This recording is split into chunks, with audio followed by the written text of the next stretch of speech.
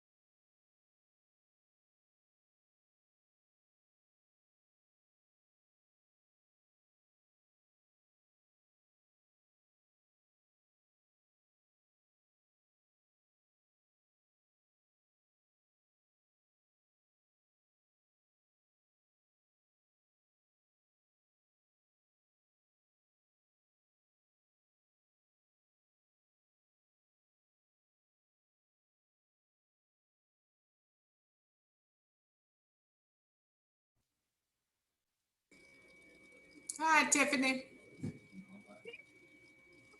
Oh, Mm, I don't have audio. Let me see. no, Can you hear us, Brenda?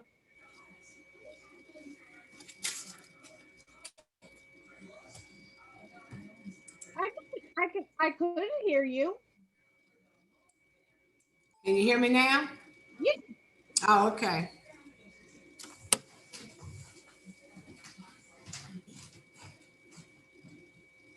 when? Oh, she went away. Okay.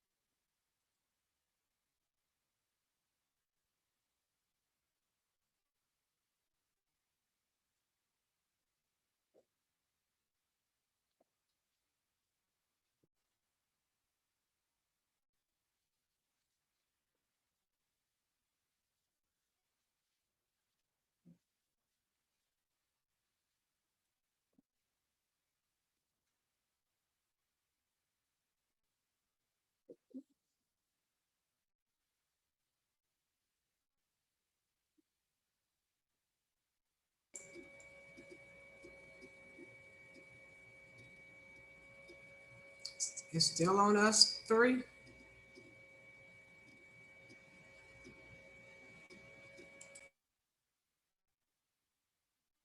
Karen. Hello. Hi, Erin. Hi, everyone. Javi is crying, so I'm going to mute myself for now. Give him a hug and a kiss for me.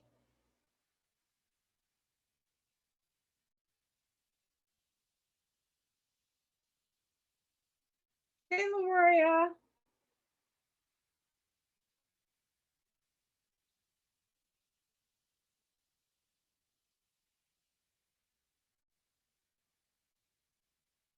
Hey, Evan. Hey Tiffany, how are you? Good. How are you guys doing? Getting through it.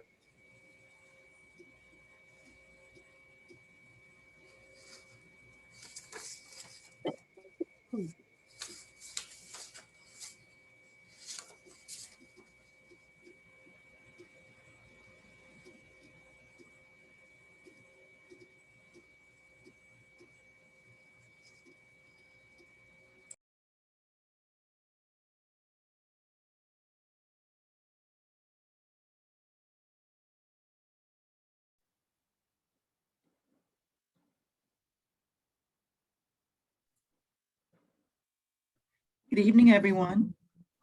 Good evening. Good evening.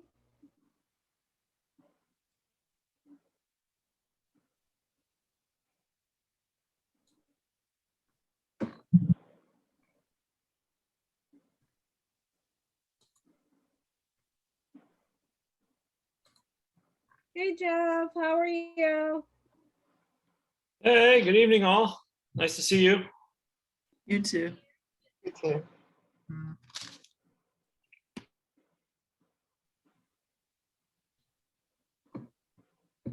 So it looks like we're waiting for one more commissioner. We'll give it a minute and then we'll get started. We have a pretty full agenda and I don't want to wait too long to get started.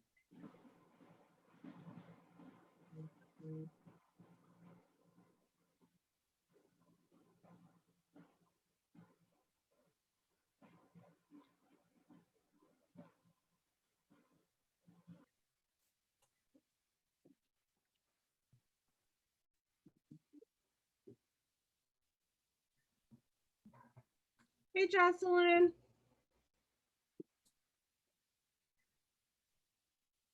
Well, it looks like we can get started then. Why don't we start with the roll call, call the meeting to order. It's 7:01 and Commissioner Palmer, can we? Always start on time. We like Yes, 4B01, Present. 4B02 is present, 4B03, present. 4B04, Commissioner Parks? I can see that she's present, but she didn't say it. Commissioner Parks, can you take yourself off of mute, please, and say present? Present. Thank you. 4B06, Present. 4B07, Present. 4B08, Present. and 4B09. Present. We have all commissioners present and a quorum. Wonderful. So we'll move right into our administrative items. As always, as we continue to meet on Zoom, we ask that you use the raise your hands function if you'd like to be recognized. If you're on the phone, you can dial *9 to unmute yourself and *6 to, sorry, I said that backwards. You can dial *6 to unmute yourself and *9 to raise your hand. And you'll be recognized at the appropriate point in the meeting. All right, so next on the agenda would be the consideration and approval of the June agenda, excuse me. Does anyone have any additions or deletions from this agenda? Hearing none, I move to accept the agenda as presented. Is there a second? Second. Thank you. All in favor? Aye. Raise your hand where I can see it. Aye. Gotcha. I got everybody except for Commissioner Parks. Commissioner Parks, is your hand up? Yes. Thank you. Okay, moving right along, we will move into the review of the May meeting minutes. Those minutes were submitted, and I believe everyone had the opportunity to review them. Are there any additions or deletions from the minutes? Nope, I have none. Hearing none, then I make a motion to approve the agenda, I'm sorry, the minutes as submitted. Is there a second? Second. Thank you. All in favor? Raise your hand so I can see it. Commissioner Aye. Parks? All right, thank you. Treasurer's report and grants. Commissioner Bromwich, the floor is yours. Yeah, thank you. Okay, so the only treasurer update that I have is just to report out our current balance. Our checking account now stands at $33,279.62. So we received one of 3 allotments so far, it looks like, from what we approved in our previous meeting and submitted to the ANC, office of the ANC. So that's my update. And then we wanted to note that we are reopening the grant process. We opened a page for it on our website where that info is available. All right, thank you, Commissioner Yates, for putting it in the chat. So that's available there. We're asking for grant applications by September 30th so that we can consider them in our October meeting. We would prefer to deal with them at one time so that we allow for a clear process on how we're going to evaluate competing proposals, should there be competing proposals. Wonderful, thank you. We'll move right into commissioner updates. And if we could just go in numerical order, that probably would be easiest. Commissioner Yates, do you have an update? Not at this time, Chair Brooks. Thank you. Commissioner Palmer, do you have an update? No update today, thank you. Commissioner Jocelyn Johnson, do you have an update? No update. Okay. Commissioner Parks, anything to add? No updates. Thank you. Commissioner Tiffany Johnson. Just letting people know that we are still seeking applicants for our community safety and support committee, and also letting people know that we are working as a community to host a lovely little block party in our community in Manor Park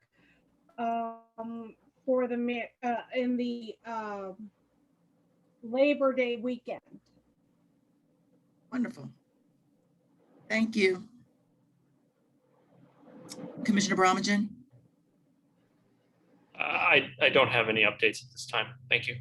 Okay, so I would be next. I have one update, which is actually for the group, and that is that while everyone knows that prior to the pandemic, we were not hosting virtual meetings and that we were allowed to host virtual meetings during the pandemic, at some point that must end.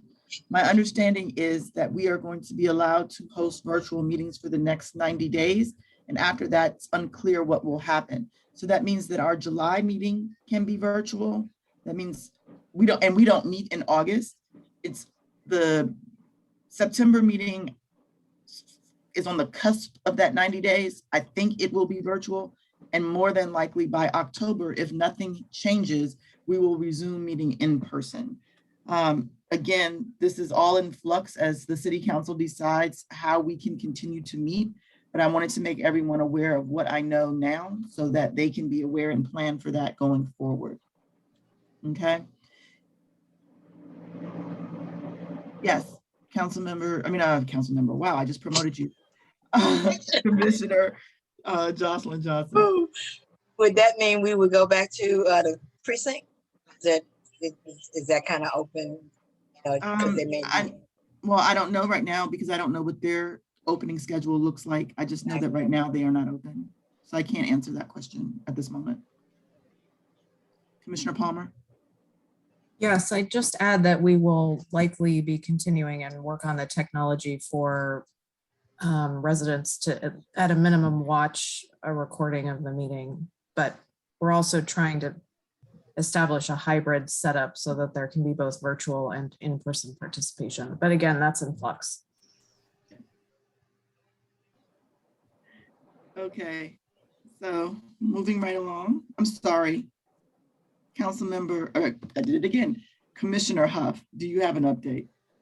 Just to let everybody know, we'll be having a movie night on the Riggs LaSalle Field, July the 29th, and the movie will be sold.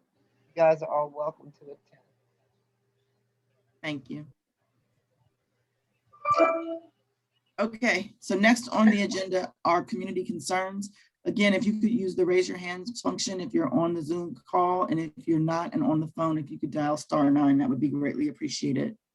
Commissioner Brooks, there is a question in the chat about grants. Okay, let's see.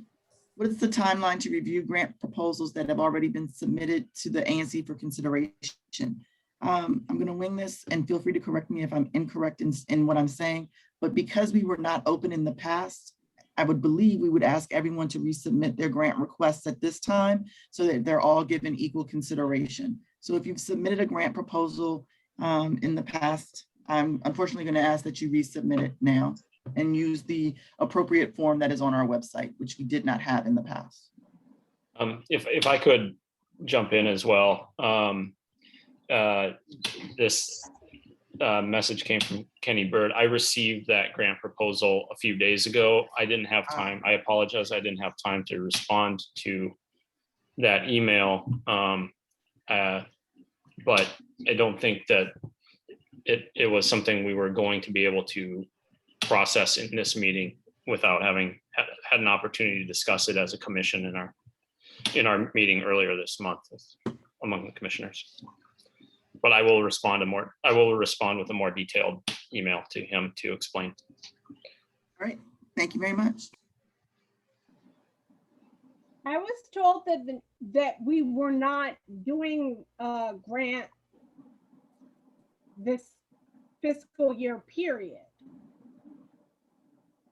Is that not the case? We'll be reviewing the submissions that we are accepting through September and voting on them or looking at them in the October meeting. So technically that's a new fiscal year. But we're Okay. receiving Okay. them So now. it's going by the fiscal year. Okay. Thank you. Okay.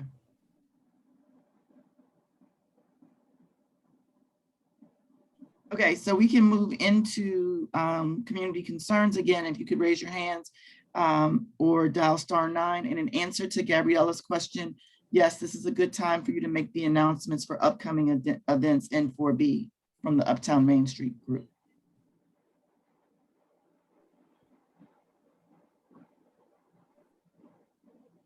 Chai Mausu, you should be able to speak.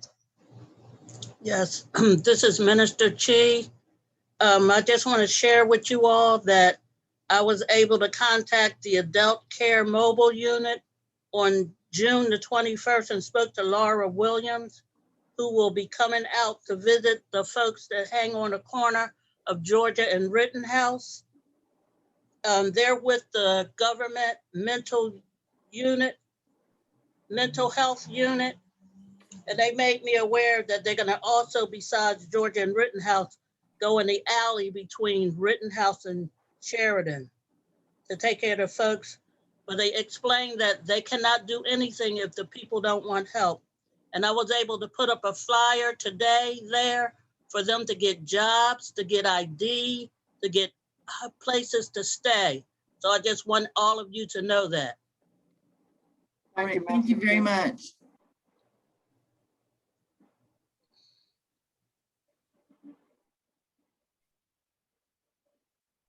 Richard, you should be able to unmute.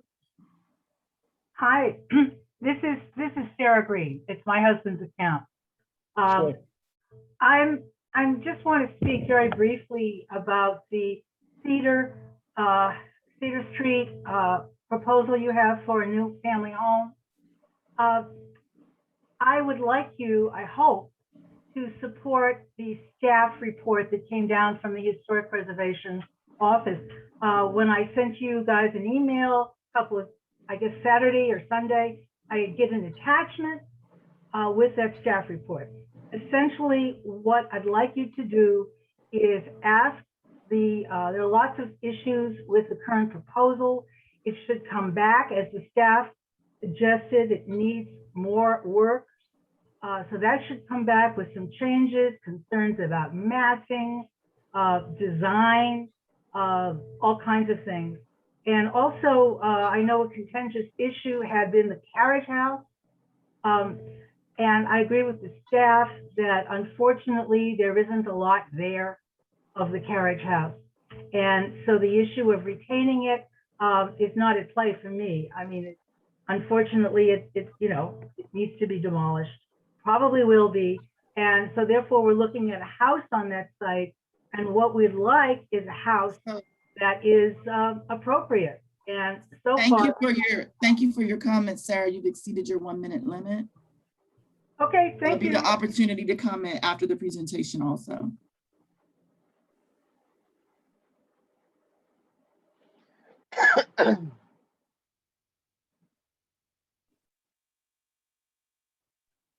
Phi Beta Sigma, go ahead. Good evening. My name is Darrell Anderson. I'm the Executive Director of Phi Beta Sigma Fraternity Incorporated. We're located at 137 through 145 Kennedy Street. I'm sorry I missed the call on Saturday. I had an illness that kind of took me down. Just wanted to let you all know and answer any questions at maybe another time, because I see the clock ticking, that Phi Beta Sigma will be renovating that headquarters. As I said, we're 145 Kennedy Street. We've been there almost 50 years. As most of you know, that's a former funeral home, and the building is 105 years old. It doesn't fit what we're trying to do in the community anymore, and it really doesn't fit what this team is doing for their community. So we're getting ready to do affordable housing. There should be 4 floors. There should be 36 units to rent out. The first floor will still be the headquarters. We'll be planning to shovel in that next year. It should take about a year to get it done. So somewhere between the fall of 2022 and the spring of 2023, there will be a new building that occupies that space between 137 and 145 Kennedy Street, and parking will be underground. Thank you. Uptown Maine. Can I ask a question? Did he say parking will be underground? Yes. Okay, all right, thank you. So, and just because you abut the SMD, he came to my SMD meeting last Saturday, or Phi Beta Sigma came because he couldn't attend, and presented to my SMD meeting about the plans. And so this is just the very beginning stages of a conversation. And while definitely glad that you're feeling better, Mr. Anderson, and appreciate that you were here tonight to speak. There'll be more conversations, Commissioner Johnson. Okay, thank you very much.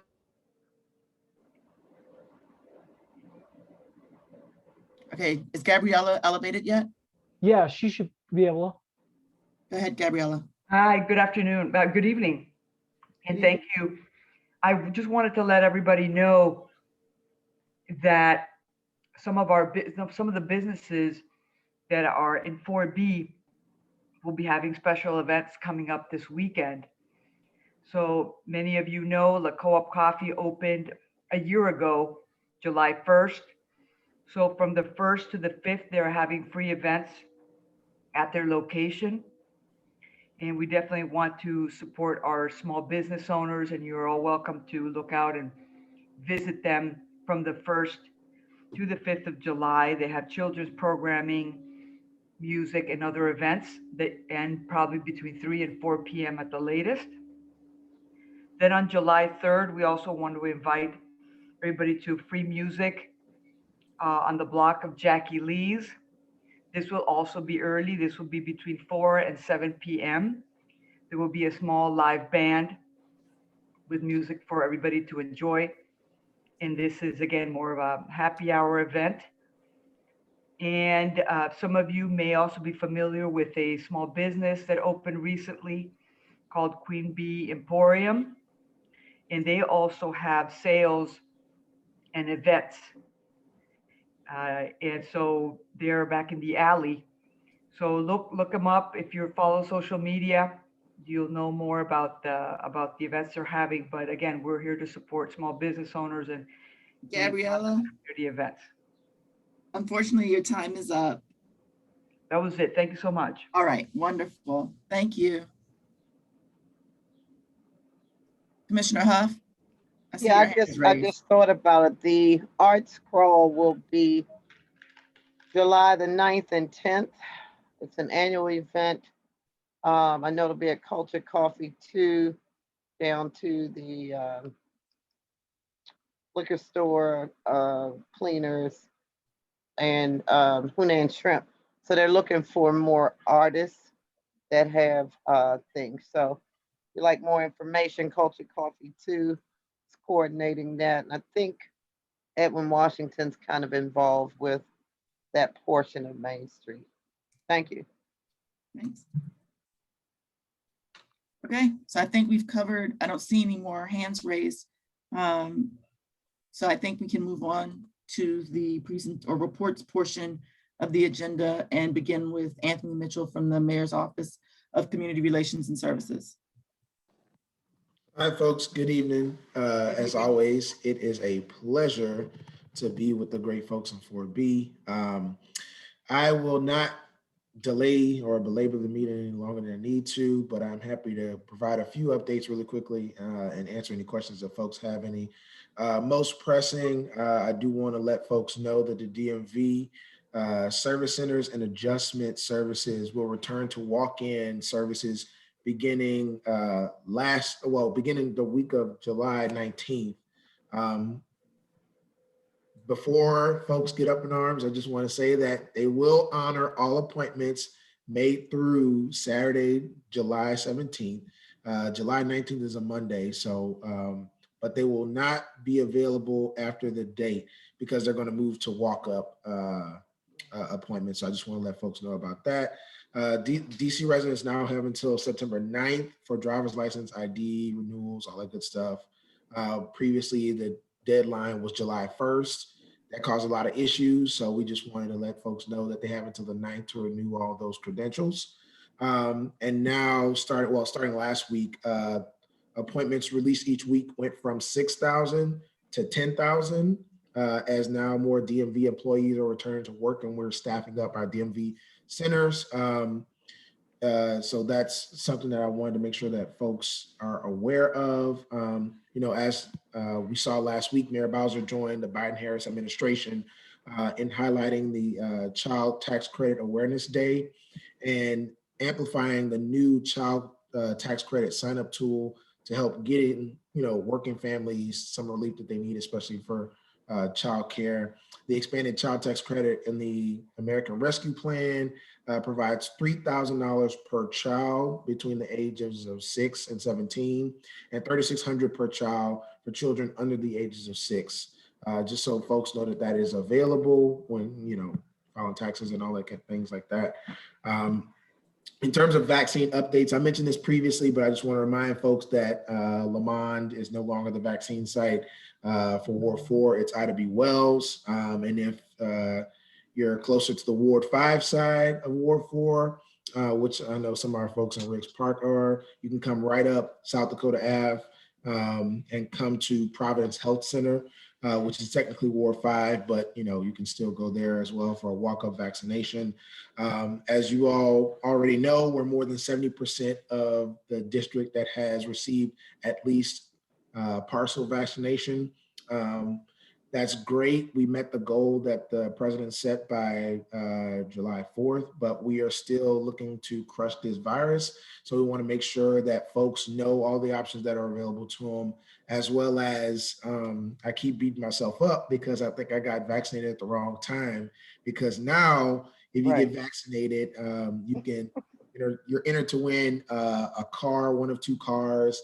You're in to win 2 first-class tickets wherever American Airlines flies.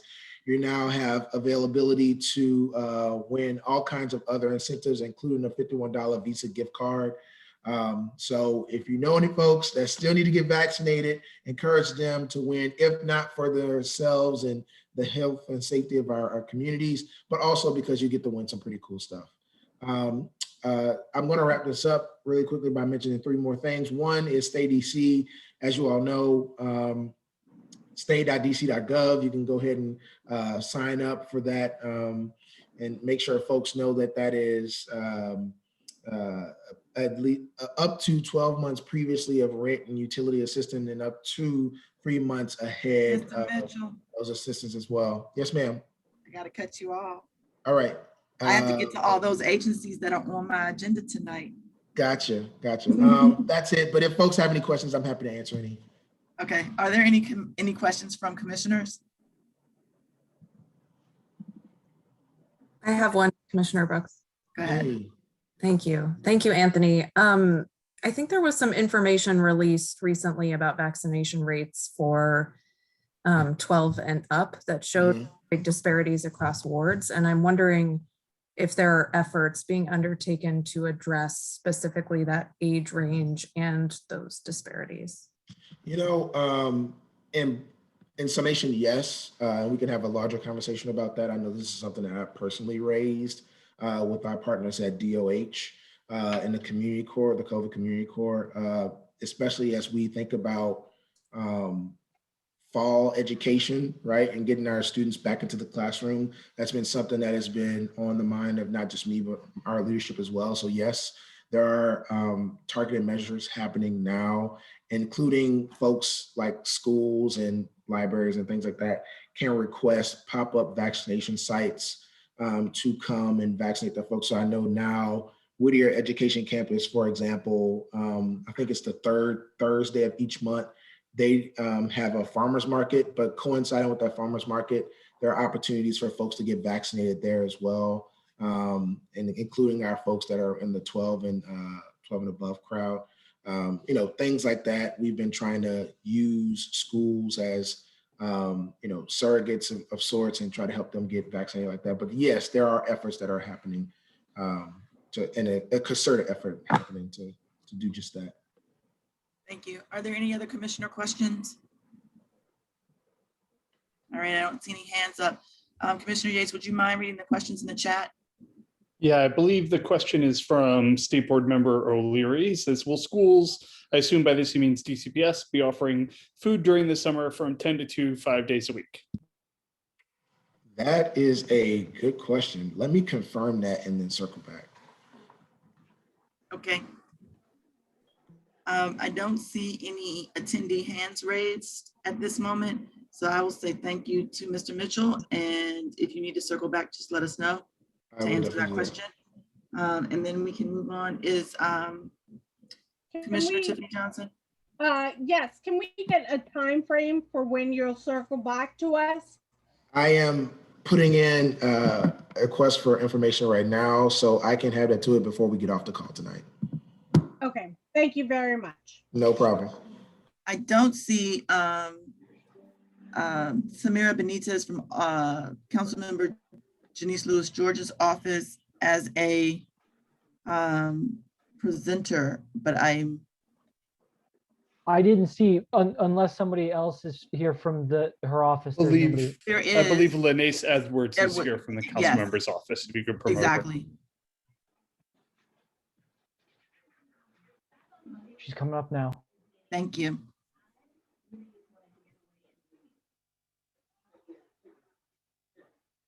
Hi, good afternoon. Good evening. How much time do I have, Commissioner? 3 minutes. Okay, I'll try to keep it short and sweet. Thank you.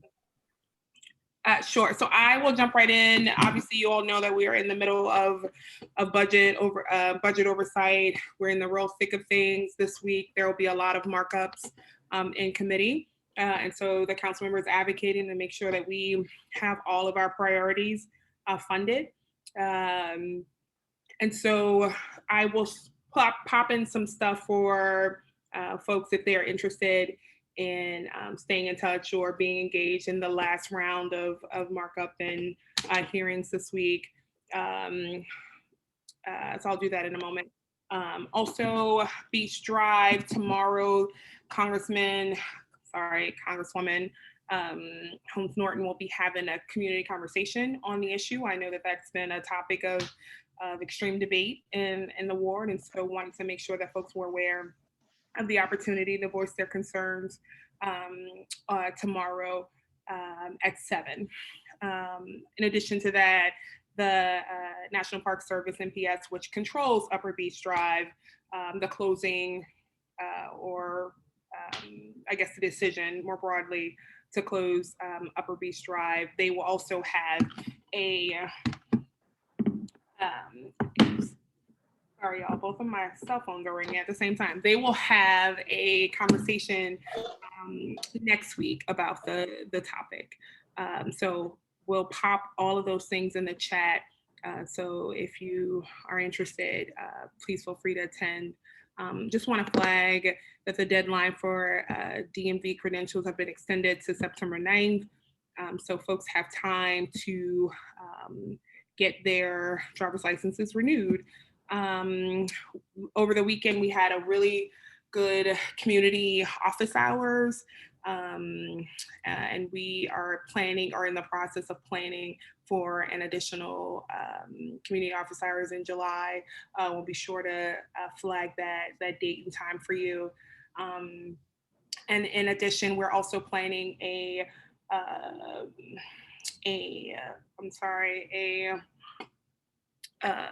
job fair on Kennedy Street. And so we are finalizing the details for that event, but we'll be sure to share that also with the community.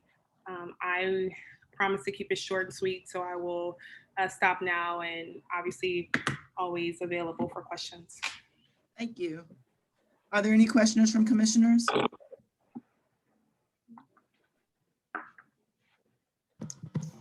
Commissioner Johnson? Are you the person we're supposed to talk to if we have any issues instead of Ms.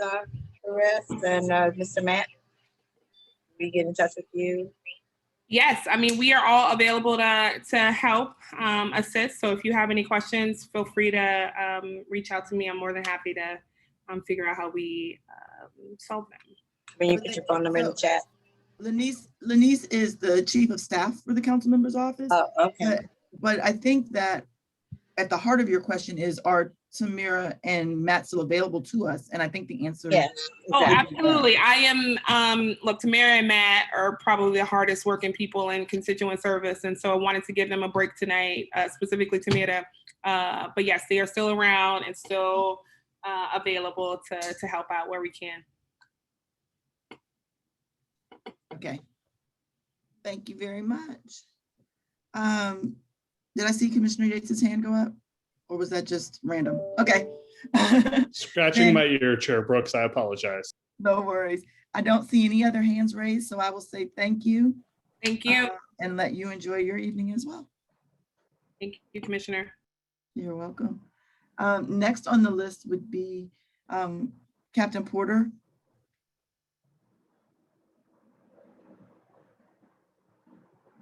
Captain Porter, are you there? Yes, I'm here. You hear me? Yes. Okay, I'm Captain Franklin Porter, 4th District, Sector 1 Captain. Also covers this ANC area. Looking at the crime stats for the last 30 days in your ANC, it looks like most of the stuff has increased on us, which is a trend going on in the entire city. A lot of crime is going up now that people are starting to get back out and get back into a routine. Unfortunately, we had 2 homicides in the last 30 days. We had one in the 100 block of Sheraton Street Northeast, and that happened on May 28th, May 27th, a little after 4:30. I think one young man, adult male, lost his life through gunfire. The second homicide happened on June 19th, just a little after midnight, and that happened in the 100 block of Kennedy Street Northwest. I think that was two adult males lost their life with gunfire. I know the captain that manages that area, they had put more units in the 100 block of Kennedy Street. We don't want that to get out of control. Kennedy Street has always been an issue through the entire district.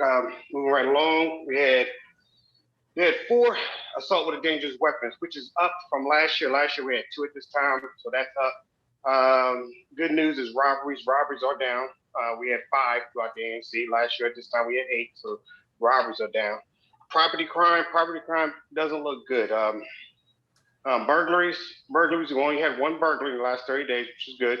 Unfortunately, theft from autos have really took a rise. We had 36 of them. Last year at this time we had 15, so like I said, they're up the last 30 days.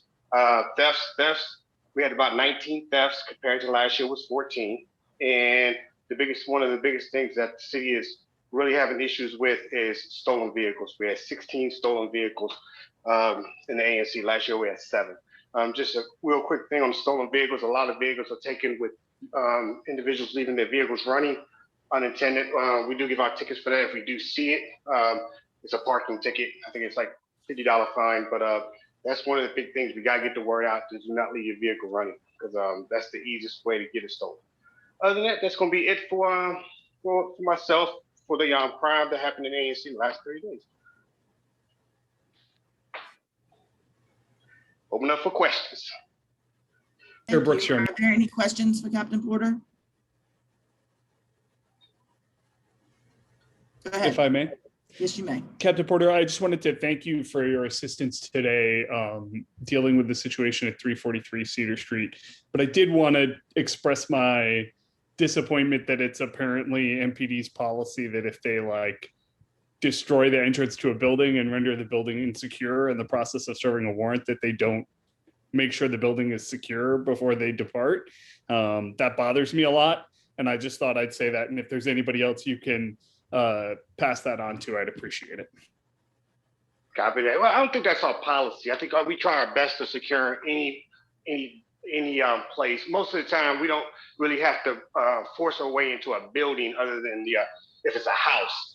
If it's an entrance into an apartment building, usually we try our best to get in there by knocking on people's windows and see if anyone can come down and open it for us. But usually our thing, we do have carpenters that we work with, we'll reach out to, and they can come up with and board up the entrance. So we do try our best to try to make sure we board whatever up, or either turn it over to a key holder. That's the best thing to do, is just turn it over to the key holder, someone that can take responsibility for the building. And or if we don't, like I said, we'll try to get somebody out there to board it up.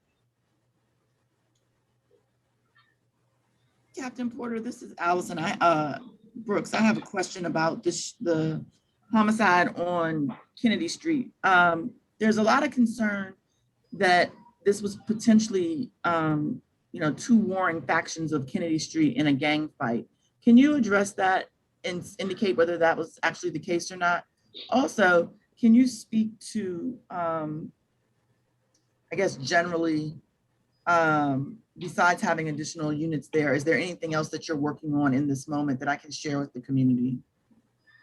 Well, one of the big things is, the violent interrupters get out there and basically start talking to the community.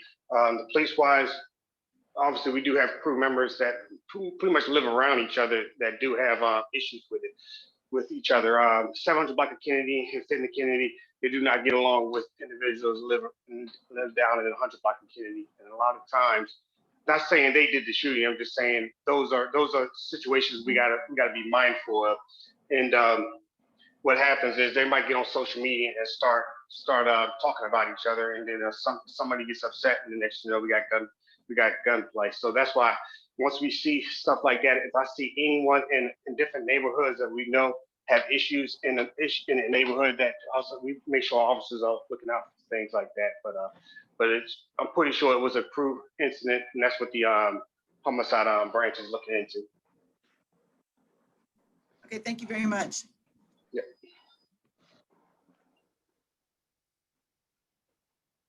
Sorry, I muted myself. Are there any other questions? Thank you. I don't know if you could hear that, but thank you very much. I don't see any other questions, so I think you are off for the moment. Thank you. Housing Justice update, committee update. Yes, but I think we skipped the State Board of Education representative. Oh, I am so sorry. I'm Earlier, gonna did. take it very personally. Please don't. Attribute it to my glasses. No, When I'm no. glancing over to the other screen, I miss Rose. I'll be better. I'm so sorry. That's all right. I'm always interested in finding out with the police about what they're doing anyway, or not doing. Good evening, everyone.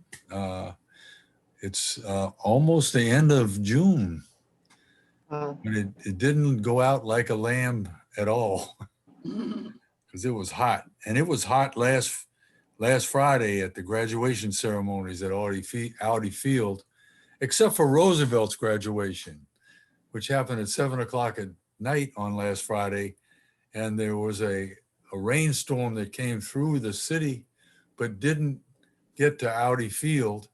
And so it was only about 75 degrees at 7 o'clock on last Friday, when it was about 95 degrees when Cardozo graduated at 2 o'clock in the afternoon. Both Roosevelt and Coolidge had beautiful graduation ceremonies. And schools closed just on last Friday. And there was a public hearing on post-COVID education that had over 50 people testifying. That was at the beginning of June. I testified about the public schools in Ward 4 that needed upgrades: Whittier, Truesdale, LaSalle, Bacchus, and Brightwood. The mayor's budget came out after the testimony, and she addressed all of those schools, and she did push up the opening, the reconstruction dates for LaSalle, Bacchus, and Whittier, but not as much as it should be. I'm waiting on Mr. Mitchell to let me know about food distribution. He can interrupt me if he'd like, and because that's one of the places where we go to deliver books every week to the food distribution sites, and I need to know what I'm going to be doing all summer. Last Thursday, we got a serious donation of almost 5,000 books for elementary schools. And so I really don't need any donations for the next month or two, I don't think. But I'm going to be delivering books to the schools when they have their summer programs, which are only going to be a week or two long. And if they have food sites, we'll do what we did last summer and deliver them to the food sites every week. But Mrs. O'Leary's Books for Friends is up and running, and now we're over 30,000 books delivered in the last year and a half. And that's what I got. That's wonderful, especially remembering when you started, and brought this up at a meeting almost a year and a half ago now, maybe a little bit more. So congratulations. Oh, sure. It's the community that did it. It's easy to deliver them, but it's nice to go there on a Monday. And a lot of the schools now have special places for the books in the front hallway. Mm-hmm. And I love going on Mondays and seeing an empty table. Somebody's using the books. That's wonderful. That is wonderful.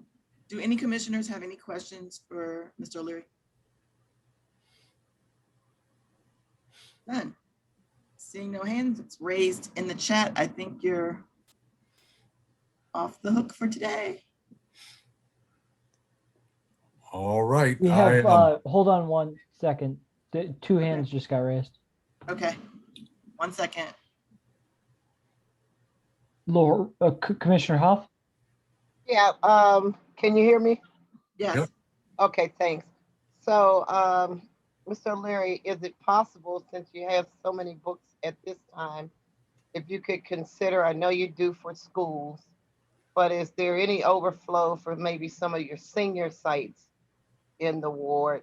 You do have a lot of avid readers that are seniors. Well, throw it out there. That's a question that I'm going to answer no, because the books that I have are for pre-K and elementary school. Got it. Okay, thanks. But that's I'll get in touch with you because I do get books periodically that are for adult readers, and I'll definitely come find. I know where you live, as they say. Awesome, George. Okay, great. Thanks. Uh-huh.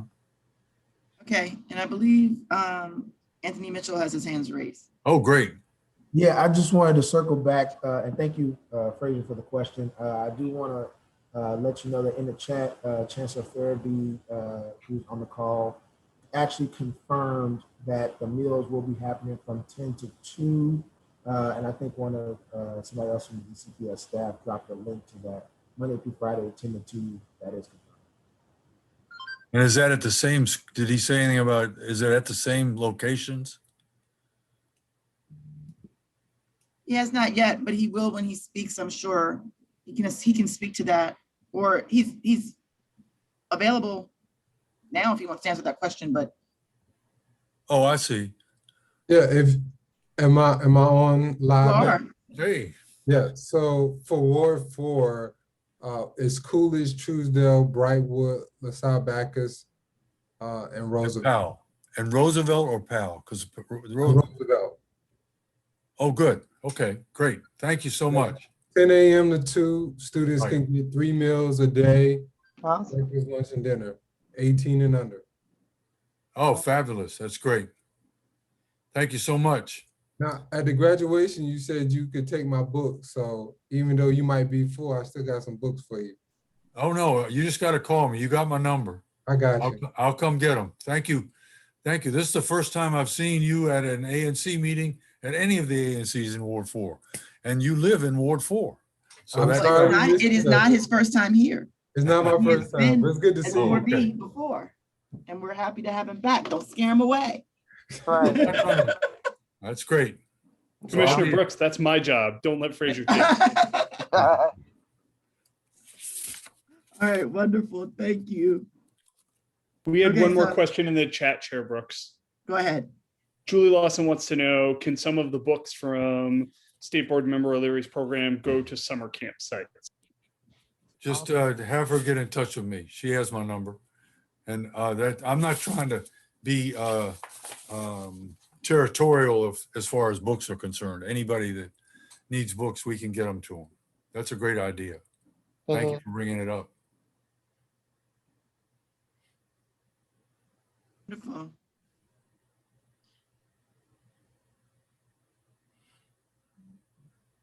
Okay, so there's a question in the chat about speed humps, and we provided some individual information for that person. But let me just say, if someone's interested in speed humps, there's definitely a process for that. And in this case, we can get in touch with you after this.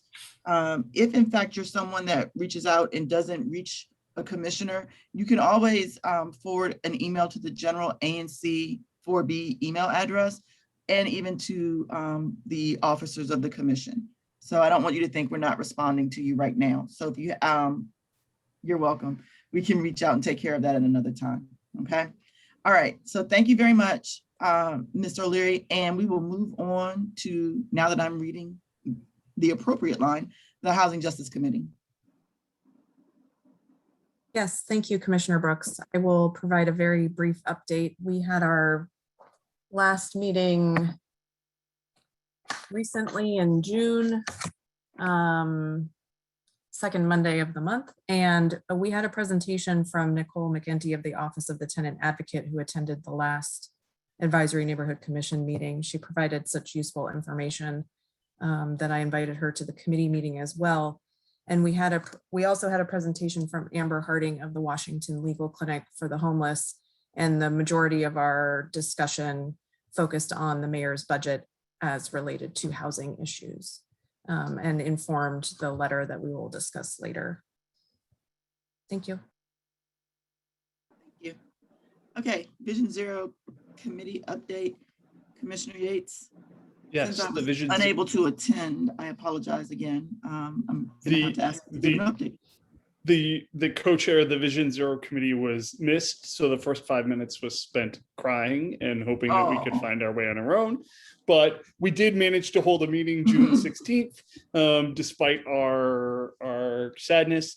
And we had a special guest, Linda Bailey, DDOT's Vision Zero director joined us and gave a presentation on their program and how both the committee and the community can support the district's work with Vision Zero. It was a very good discussion focused on the different types of projects, but also included an interesting sidebar on equity issues around Vision Zero and how while we all advocate for our communities and our single member districts, that part of their job is to ensure that there's equity and ensuring that projects happen, so that looking also at statistics about high fatality corridors. I know Southern Avenue was one of the ones that was mentioned in particular, ensuring that they work citywide to make that happen. And then also a brief overview on the mayor's budget once again, and how that impacts efforts to make our streets safer for all road users. Wonderful, thank you. Are there any questions? All right, so we will move into our first presentation of the evening. We have Chancellor Louis Farabee here to speak on the fiscal year 2022 budget, to speak about, the fiscal year 2022 budget. You have 30 minutes and we'll have 10 minutes for discussion. I'm sure there'll be way more questions than that, and we'll try to stay on time so that we're not taking up most of your evening. I'm very appreciative that you're here, and the floor is yours. Good evening again, everyone. Thank you for having me. I will be mindful of time and try to adhere to the block that I was given. But thanks to Mayor Bowser's vision and support for the city and residents, this budget is strong. And I just want to take a moment to talk a little bit about how it is positioned us to recover from this health emergency, and more importantly, reopen our city, but reopen our schools as well. We are tracking towards having school come August 30th next school year, full-time, 5 days a week, in person for all of our students. We're thrilled about this. We know that a good portion of our student population has not been in our school buildings this current school year, and we're excited about the summer as well. For the summer, thanks to the investments made, we have the capacity to serve approximately 19,000 students, either virtually or in person. We're currently tracking close towards 11,000 students already registered for summer work. So this is, again, a great time for students to get a leg up. Many of our schools, as noted earlier, are providing summer bridge and acceleration and enrichment activities. This is an opportunity for students to come into the buildings throughout the summer. And over the summer, many schools are providing opportunities for families to tour the building, become familiar with our health and safety protocols as well. This budget, though, allows us to maintain stability in our staffing. So you may know that the mayor increased the uniform per student funding formula, which is provided to both DCPS and the public charter schools by 3.6%, even in a time where we saw a decrease in enrollment, which is the primary driver of our school funding. So we're excited about that, and that no school in DCPS had less funding this school year than they had the year before. And we think that's critical to our recovery efforts. And as a result, our schools are able to hire 200 more people this year. So we have more teachers, we have more staff, and most importantly, we also have more mental health professionals because we know their services are needed. This budget allows us to continue to advance our work with our facilities. So 40 of our campuses will receive either modernization or significant renovation. And State Board of Education member Fraser Leary spoke to us moving up Whittier. We have a number of other projects that are specific to Ward 4 that we're excited about at Tacoma, LaSalle Bacchus, Otterby Wells, and Coolidge that allows us to continue to offer a strong learning environment. But that represents about $1.5 billion of construction and capital projects that will provide, again, a great learning environment for our students. DCPS is also receiving federal recovery dollars. A good portion of those federal recovery dollars are supporting our summer work and our small group one-on-one tutoring that will occur next year, along with technology. And so we are positioned to have one-to-one technology. That means if you are a student, you get your own device in grades 3 through 12. And for our younger students, they'll share devices at a 3-to-1 ratio. We're also proud that we're able to advance our next phase of our mental health initiative. So as a part of the mayor's budget, there's $8 million to expand school-based mental health services. That includes both students in DCPS and public charter schools. There's also mayor's budget of $41 million to provide additional dollars for high impact tutoring. Again, that would be one-to-one or small groups.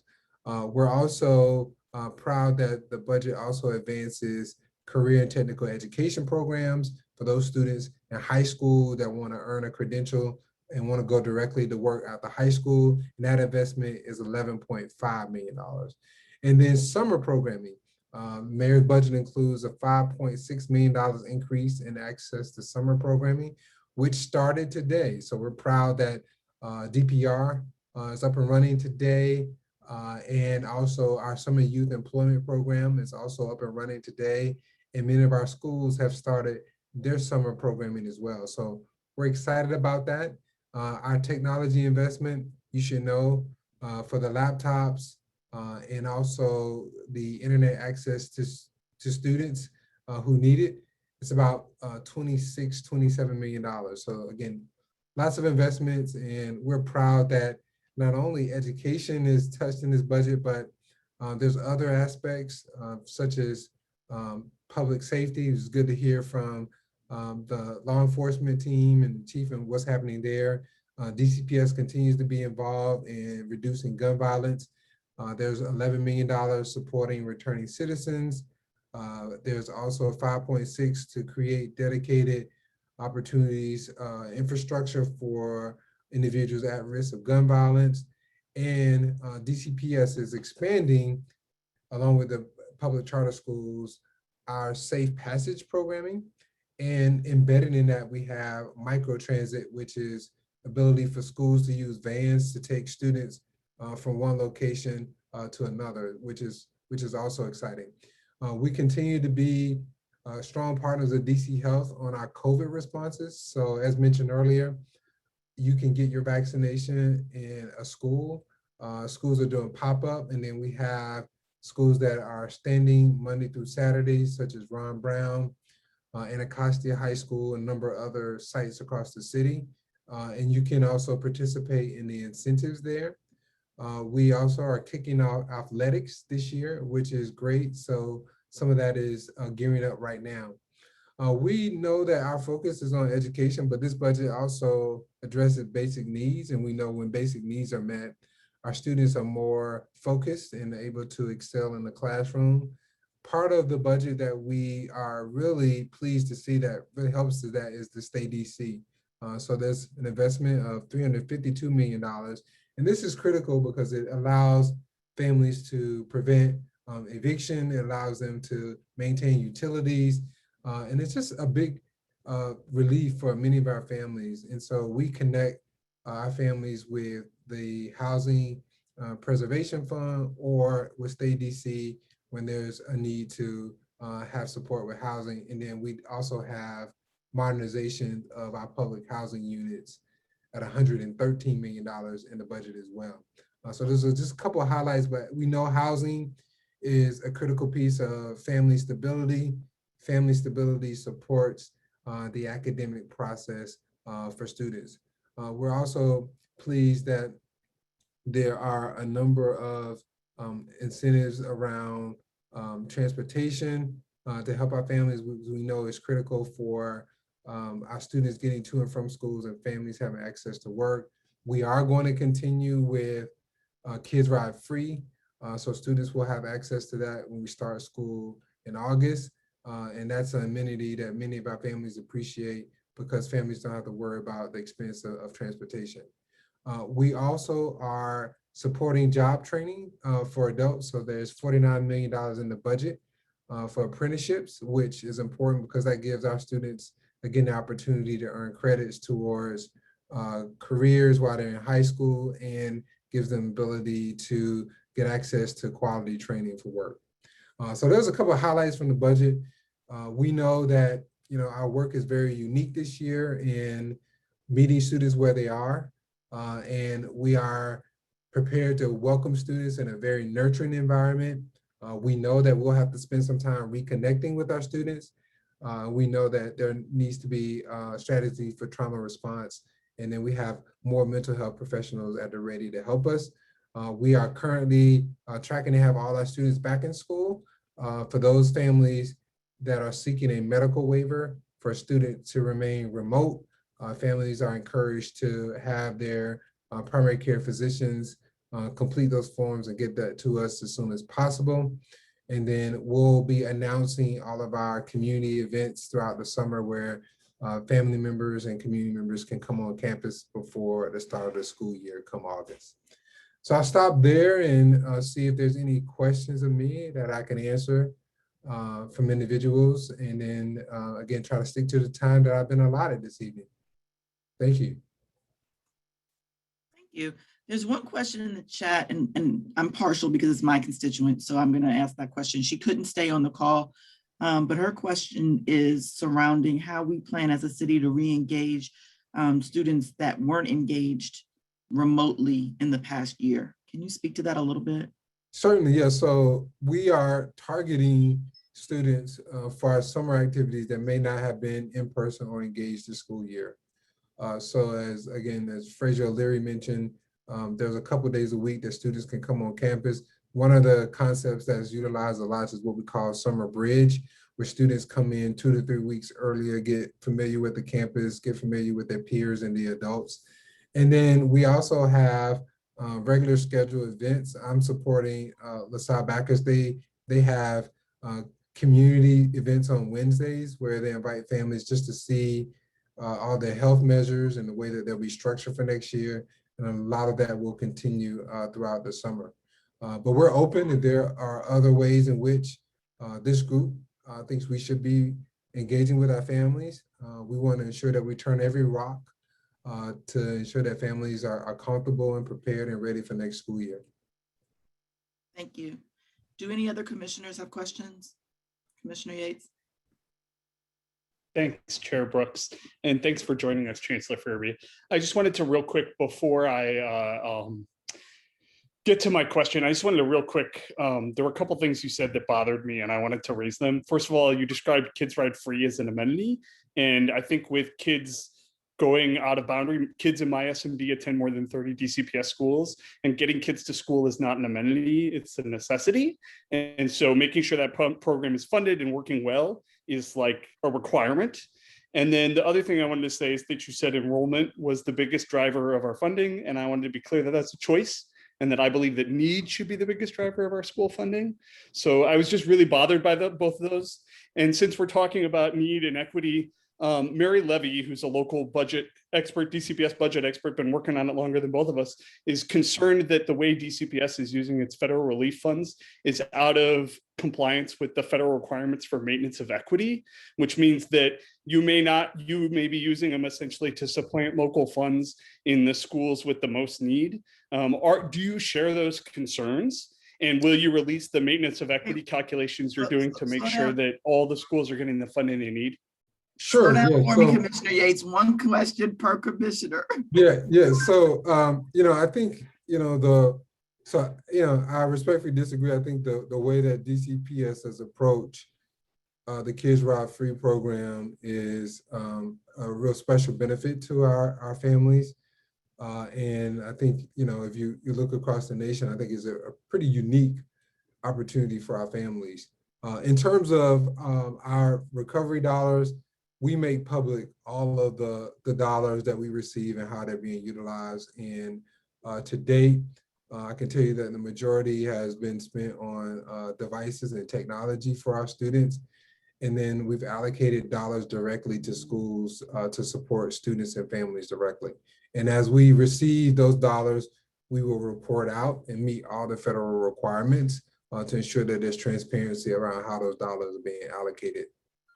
Is there a way I can follow up specifically on the maintenance of equity question? Because that was the thrust of it. Sure, yeah. I'm happy to, if you want to reach out to me directly, offline. I'm happy to answer any questions you have about the maintenance of equity.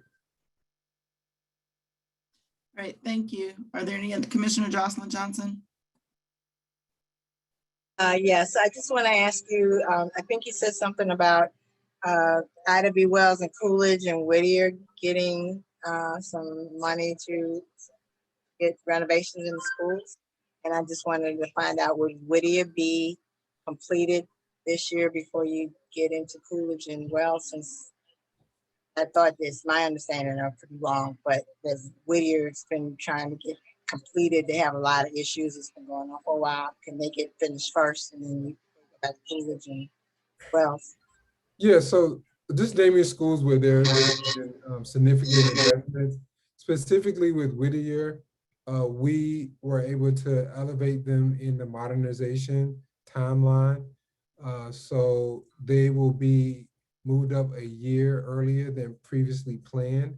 And then we're also including in the budget a elevator for Whittier that was needed to support students and staff moving across the building. So those are the plans specifically for Whittier as relates to capital projects. Thank you. Commissioner Huff? Hi, thank you for being here tonight. I noticed that you mentioned that you'll be engaging with LaSalle Backus campus. I have unsuccessfully been trying to reach out to the principal for near a month to find out what it looks like for the school to be open to some form at some point of community engagement. I know that many of the schools in our community not only have students that go there, but they also work with the community in which they are placed. We were able to successfully get a playground for the community because the other one was shared.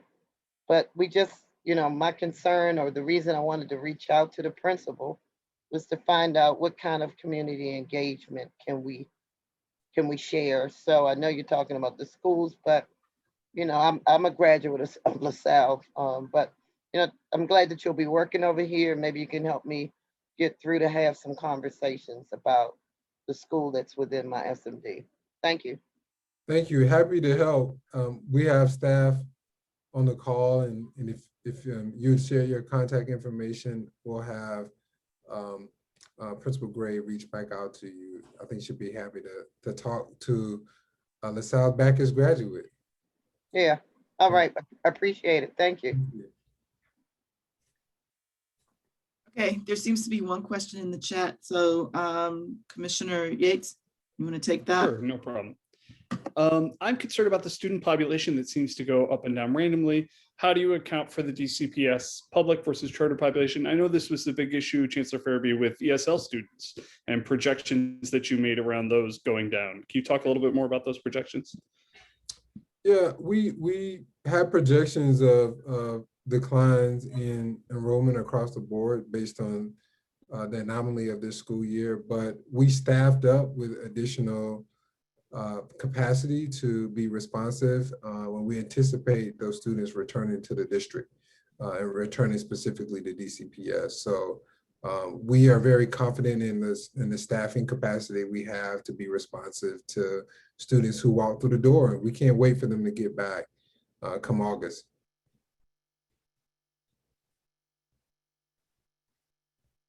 Commissioner Palmer? Yes, thank you. I'm wondering what the budget covers in terms of the needs for continual virtual learning for some students and how the money is allocated in that regard. And so we have a set aside in our recovery dollars to support virtual learning specifically. So we have the capability to hire additional staff, which we've done. And then we also have the ability to purchase additional technology as needed for students who need to learn virtually.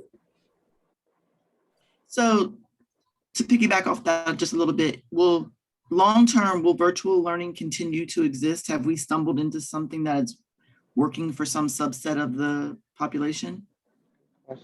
So yes and no. I think the COVID related virtual learning is different from what I think could be a long-term vision for virtual learning. So I think there's definitely things that we learn, but I think the remote learning out of necessity is not quite what we would be striving for. I think there'll be next school year some element of remote learning as we'll need to pivot, whether that be for quarantine or for some other issue. But I think the long-term vision would be more so where students could accelerate. So I'm thinking about, at Coolidge, for example, where students are taking college courses at Trinity, maybe in the future, we have a model to accelerate learning in elementary school, middle school, and students don't necessarily have to be on a year-by-year, grade-by-grade trajectory. So I think giving students the ability to accelerate and move faster, we know technology can be a resource to do that. But technology and remote learning is not for all students, and it is a specific learning style that it works best with. And we also know that based on feedback from both staff and students, that our students struggle a little bit more in math and remote learning because of the visualization and the manipulatives associated with math instruction was not the same in a remote environment. So we're mindful of that as well. So I anticipate there will definitely be in the future long-term options for utilizing technology to accelerate learning. But I think it will be a different structure than what we have for the COVID-related response. Good. Thank you. Are there any other questions? I don't see any hands And raised. one other point I would add on that is I think it's very valuable in the high school and adult learning space where we found that students need to work and earn income for their family as they also finish their studies and their high school work. Thank you. I will, Commissioner Yates.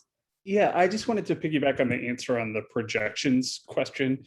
Do you think there was any harm from the fact that, like, at the beginning of the budget, you reduced those staff positions based on projections and then people had to fight back to get them? Do you feel like that, not seeing stability and stuff, that any schools lost staff members, or, ESL teachers are desirable, they left and took another job? Are you concerned at all about that? Not concerned about that. We don't actually execute on reductions in staff later on in the process. And so when we communicated to staff about any reductions, all of the budget investments were made to schools, so they were able to communicate to staff. So I don't see that as an issue and not a concern for us at the moment. I think what the bigger concern is, like, we need to hire additional staff and ensuring that we're able to do that throughout the summer is what we're really working on hard right now. Chair Brooks, there's a question in the chat. You want to, that'll probably be wants to know. Let me, before you go into that, I'll say that that's probably the last question, I think, for this line item. There aren't any hands raised. So we'll hit this one last and end there. Paul wants to know, how are you addressing teacher retention? How are we attracting and keeping the best talent in the classroom? And how are you addressing teacher burnout? And so the two strategies that come to mind that I can speak to briefly. One is we were very fortunate in receiving a federal grant that allowed us to do some retention professional development that teachers were seeking, and also some retention incentives for staff.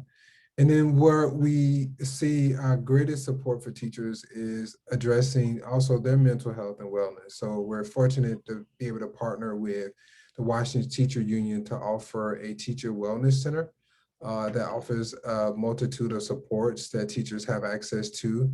And we think that training and investment in teachers' mental health is critical as they are the first responders all throughout this public health emergency for our young people.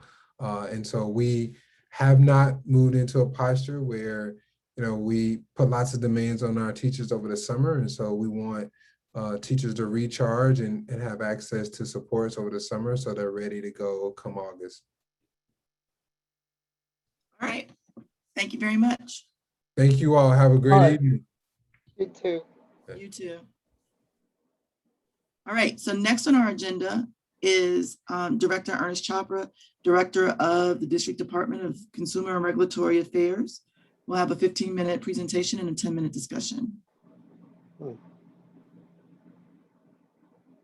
He's coming up now. All right. Good evening, Director Chopra. How are you? Oh, you're on mute. Give me a second. There you are.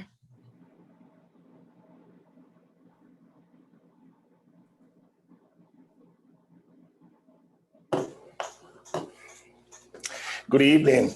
Good evening. Thank you for coming. My pleasure. And I want to thank you, Commissioner, for inviting me and also all the commissioners who are participating in tonight's conversation. And for the residents that are listening in or other stakeholders, it's a pleasure to be with you. The last 18 months have been incredibly challenging for everyone. And I don't need to belabor the point with all the lives lost to COVID, businesses that have shattered, and the unprecedented disruptions we've seen in our personal lives, professional lives, the way we move around the city. But through it all, though, I feel Mayor Bowser's excellent leadership has put us in a position to make the city better for all residents as the recovery takes shape.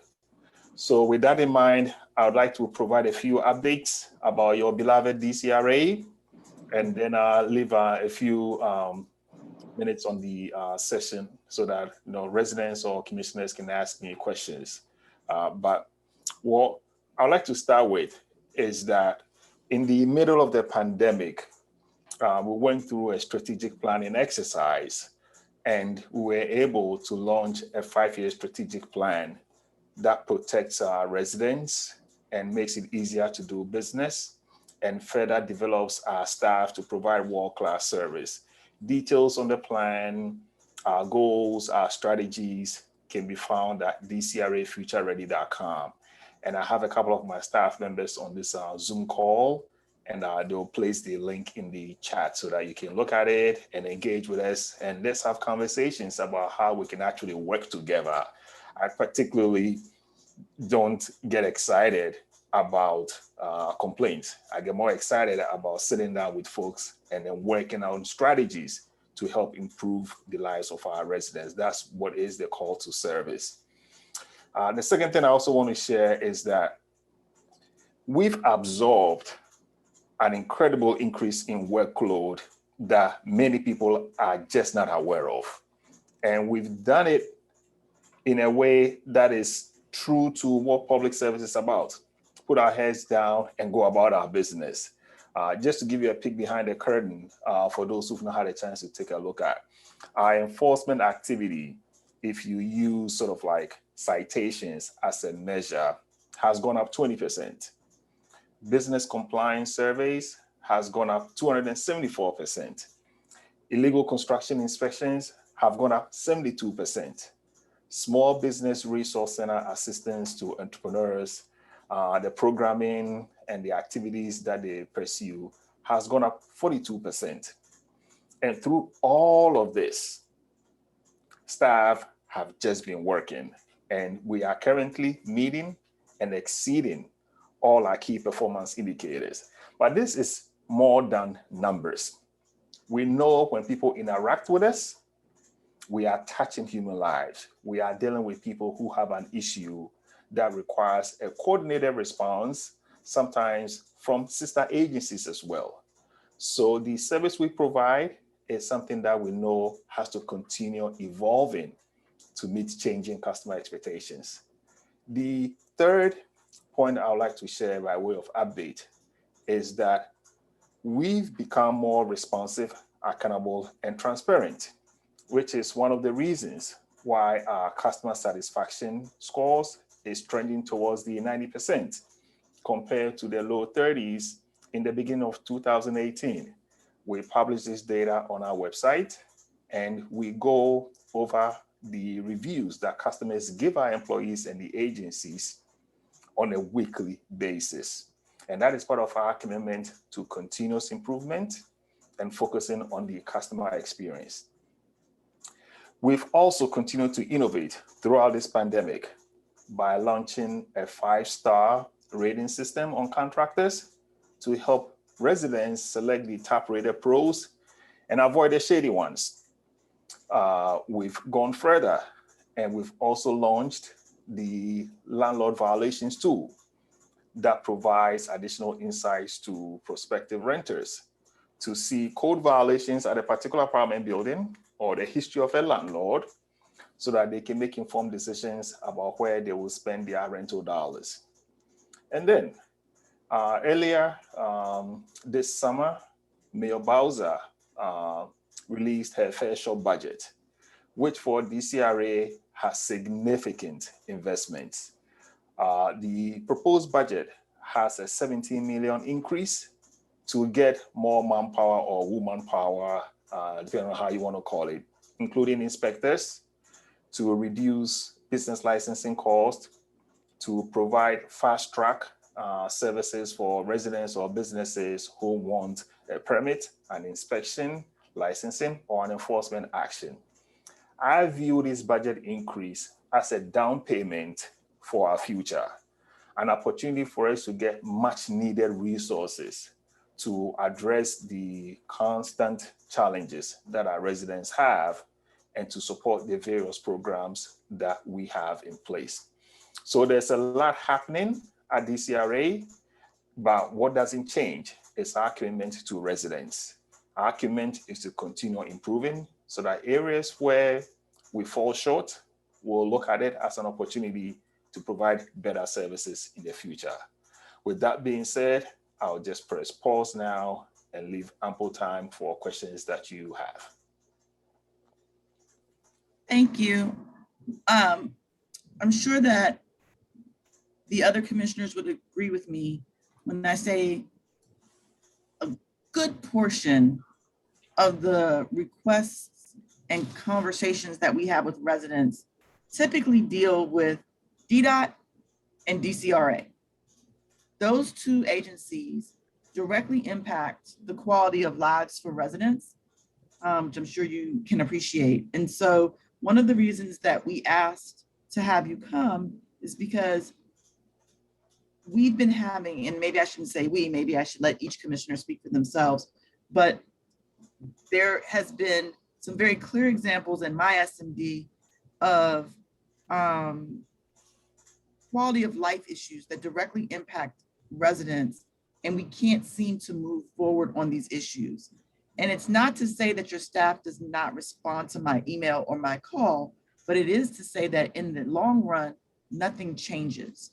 And so while I could give very specific examples, and will, I'd like to talk about not only that example, but what we can do to change process and procedure so that residents actually see outcomes from these conversations that we have with DCRA, because none of us want to feel like we're spinning our wheels. So to that end, in my corridor, there's some very specific examples, and the theme among most of my issues relate to one developer in this city. And that developer causes issues in 4B and 4D, and I'm sure in other areas of the city. And that developer is Coloma River. Coloma River owns a lot of property in my ANC, in my SMD, excuse me, and in the abutting SMDs, and they don't ever fix anything. They don't ever build anything. They don't even rehab anything. They actually, in some cases, have created more issues than were there before they bought the property. So that's a long paragraph to say to you, I need your help because I can't get anything done about Coloma River. And if I could do anything to address the issues that I have with Coloma River, I could have a dozen people call you tomorrow and say thank you, because I'm getting calls from them on a regular basis. All right. What I'll suggest is we would work with you. You have an account manager assigned, and we can do a review of our properties and take appropriate action. At least for the time I've been at DCRA, I've seen all kinds of cases that come through. And what has been clear to me is that everybody has to follow the law, including DCRA employees. And sometimes if it is an issue regarding like trash and debris, yes, if the private property owner fails to do their cleanup, subject to funding availability, DCRA will clean it up and then assess special assessments, a lien. And then the citations would also have to go through the Office of Administrative Hearing for enforcement purposes.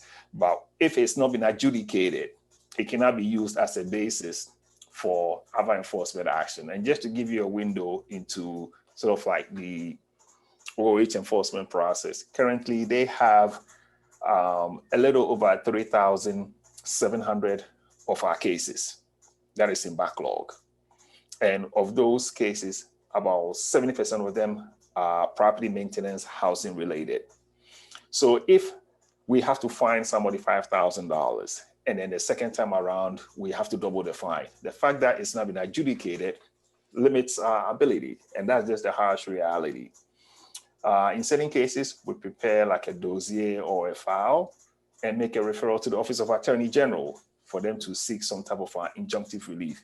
But all of this takes coordination and time, and it doesn't happen overnight. So while I recognize the frustration, I also recognize that it serves as an opportunity for us to be creative in how we approach our enforcement, and also an opportunity to educate residents, business owners, and stakeholders about what is possible within what time frame, so that we can all have like a reasonable expectation of what to expect from the city. So if we need to have a special session with you to review prior enforcement activities that have been taken, the outcomes, again, we have to be fair. We would make that investment and go from there. I would be happy to do that. We have, I've been a commissioner. This is now my third year. I inherited the Coloma River issue, so it was a problem before that. I have a resident whose car was destroyed because there are rats on this property owned by Coloma River. Coloma River did not address that. Rats ate out the underneath of her car and rendered her car useless, right? She can no longer let her dog out because they encountered the rats. Rats weren't a problem in that block before Coloma River came. The pictures, if I were to show you, that have been, on Nextdoor and other listservs are unimaginable. There's an odor coming from the property, which I'm sure has to do with the number of burrows that are in that yard. And so there has to be something that we can do to restore the quality of life for the woman that was living there before Coloma came to the block. So I look forward to the opportunity to talk to you about it in greater detail, and I don't want to monopolize the time. So I'm going to let another commissioner speak, and I'm going to start with Commissioner Huff because she has her hand raised. So yeah, thank you so much. And Allison, thank you for bringing them to the meeting, because this is something that I've had issues with.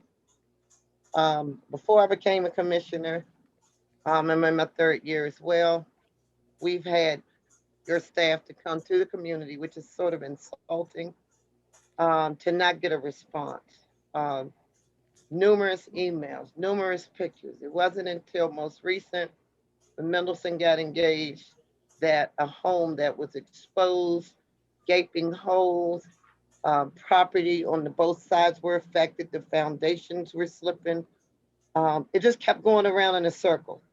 So when you talk about frustration, yes, people are frustrated. That's why I'm kind of shocked when you say you've gotten all these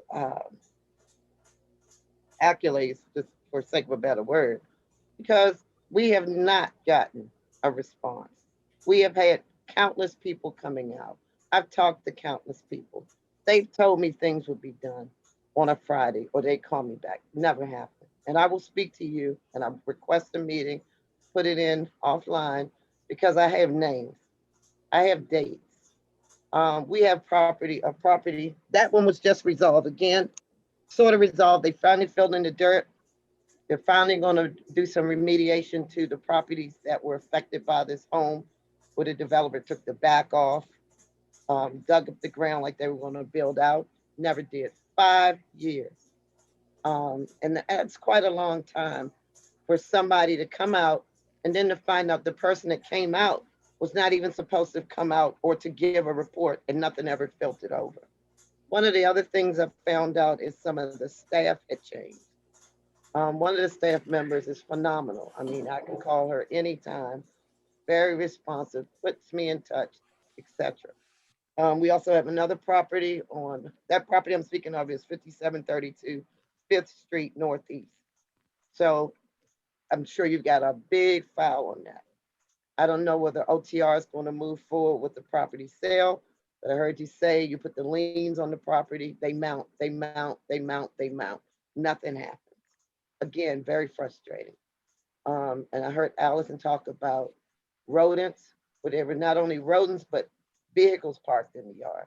When you guys came out and finally fenced it up, again, after 5 years engaging Mendelson and our now council member, the truck moved up to 3rd Street, got creative, trash falling out, got that removed. But the one on 4th Street, it's a lot that's a danger. It's been sightings of a snake, a tree fell on the adjoining new property, damaged that person's roof. There's a lot of overgrowth, vegetation. Department of Health cannot abate it because the gentleman fell in it. And there are children that live next door. Small children that should be able to be free to run and play. It's a danger. You know, I would truly love to have a conversation with you for you to come out. Sullivan has come out. Sullivan has begun to move forward. But, and I know that there's a process, but it's ridiculous when lives are at danger, children exposed to this type of thing, and nothing happens. So I truly would like a meeting with you. And again, Allison, thank you for bringing them because I've been talking about this for quite a long time. The other thing shortly, because it has to do with 4th of July coming up. So there's an issue in my SMD, and I reached out to my go-to person at DCRA about the licensure of these sales things. We're gonna have 2 in the within the same block, like within 500 feet of each other. I was told that the owner has to sign on the document and be notarized. So far, the owner has not signed. The leasee has signed. So if that's the case, then that person should not be able to move forward with another 4th of July sales place. So again, I'd like to talk to you. Thank you so much.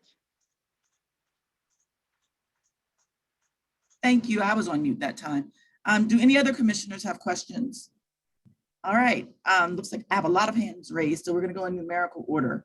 4B0. Put your hands back up, please, for a second. I didn't see everyone's hand. Okay, so 4B0, 1, 2, 3, 4. We'll go from there. Commissioner Yates. Yeah, I wanted to ask about the transition to Scout. I know Commissioner Palmer had sent along a question in advance, and I don't want to step on her toes on that one, but I want to ask, what are the benefits that DCRE sees them as getting, as putting information behind a login screen rather than having it be available to everybody freely without having to sign up? Like, don't you think it would be better to not have barriers between people and their public information? Commissioner Yates, the idea for having a login is simple: security. There's no extra cost for people to access information. And we've talked about this a little bit.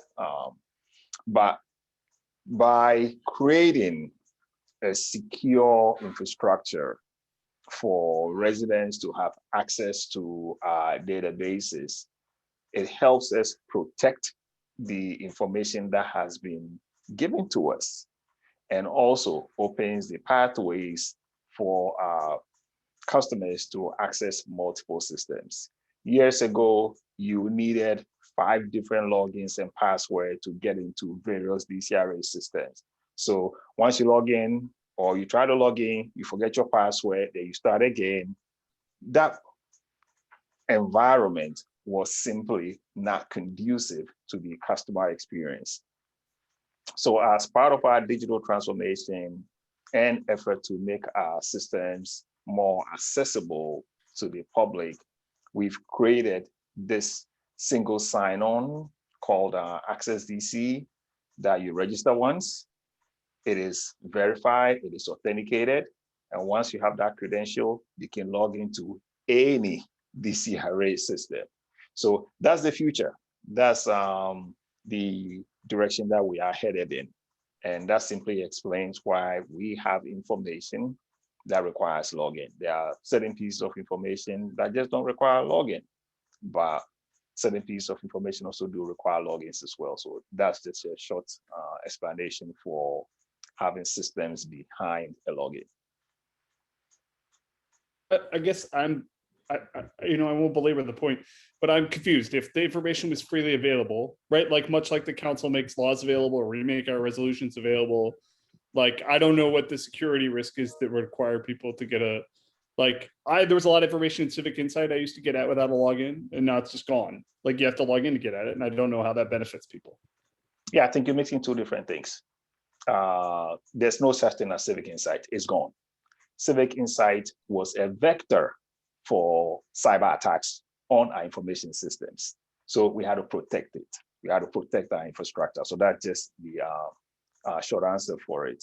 As far as not putting things behind login, there are robots that are created that hit your site multiple times. So sometimes you go to certain sites, there's something that will say, click on all the images you see that look like a traffic light.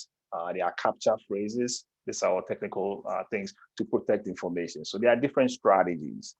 The strategy that we have at DCRA is to ensure that once you create a login, you can have access to all the systems at once without having to remember multiple usernames and passwords. So that's just what it is.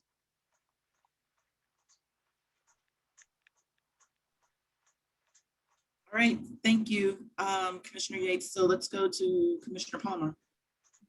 Thank you. I'm just going to read my question that I submitted earlier. What is DCRA doing to hold property managers accountable for substandard property conditions that particularly affect marginalized communities? For example, how much in fines are owed by landlords, and what steps is DCRA taking to collect those fines? Good question, Commissioner, and very nice to meet you.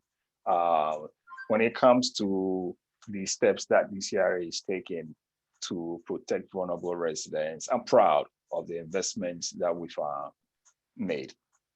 As you may recall, about 2 years ago, we made a switch from issuing warnings to issuing citations when we see housing code violations, because that process was just not good enough. So if a resident has an issue with rental housing, step one is for them to inform their landlord, because we actually require by law to ensure that the property owner or manager has been notified, they've been given the opportunity to resolve it before the government steps in. So once we receive a complaint, we send notification to the landlord, say, hey, we've heard about this potential violation. You should look into it and resolve it before the date of the scheduled inspection, because once our inspectors get there and they see that the issue remains outstanding, we'll issue a fine. Once we issue a fine, we have to wait about 21 days before we can file at our OAH. And after the 21 days, if the landlord doesn't address the violation or abate the violation, we file at OAH. And that's sort of like the court enforcement process playing out. One area where there's a big misconception is that DCRA collects fines. No, it's not in our charter. It is not in our business. We don't collect money on fines. That's the city's collection agency. So there are other things that we do. One is any landlord who has outstanding housing code violations that have been adjudicated and they've not addressed it, when it's time for them to renew, we don't renew their license. They have to come clean. You gotta have clean hands. Another step that we've taken is we've published the landlord violations tool on our website, where you can go, put in an address or the name of an apartment, and you see all the violations that have been cited, the ones that have been repaired, and the ones that remain outstanding. That's just one example of us using transparency to hold landlords accountable. And then there's also the option to summarily suspend their business license, but that requires a higher threshold of negligence and issues before we can suspend the business license. So if you think of fines that are issued, clean hands requirement, transparency on the landlord's performance, those are some of the steps that we've taken to improve housing conditions. On the flip side, we also have incentives for landlords. So if you are cited or housing code violations are identified, and you are able to abate those violations on a timely basis, DCRA will settle the fines, because we know it takes over a year for the fines to go through the Office of Administrative Hearing process. And we are not particularly motivated by fines. We are motivated by seeing that the underlying housing code conditions are addressed. So when landlords address them, we get into settlement discussions and settle the fines. So that is just a bit of a summary of some of the steps we take to protect vulnerable residents. And of course, there's always the free inspection. Residents just call and an inspection is scheduled. All right, thank you. Let's move on to Commissioner for 4B03. Yes, thank you. I just really I want to cut to the chase a little bit. I see a little different, and maybe I don't understand all the process that you've spoken about tonight. I don't, Commissioner Brooks is right. You know, everybody talks about DCRA as housing and be that. And it's like nothing works. Those three agencies or those three, that big umbrella makes it bad for everything else in the city. And it just doesn't work. It seems like we're still doing business according to regs written in 1959, 1972 or something, and we can't do anything about it. And it seems like to just cut through the chase. When you started your presentation, you talked about all the extra money. All the agencies seem to get extra money, but it doesn't seem to go to fixing the problems where residents feel it and see it, as has been spoken to tonight. Seems like if the violation, and I don't know how this interacts with you, maybe you and housing have to kind of be pile up or something. If the landlord doesn't do it and his money is cut or something that hits the landlord in the gut where he hears you because his money is affected some kind of way or something like that, that might kind of help things work a little quicker. I don't know, but it just seems like there's something that has to be done to not just throw money at the agencies, but a way to bring the policies and the code and the regulations into 2021, 22, you know, at least into 2015 or something. It's just something's wrong with the picture.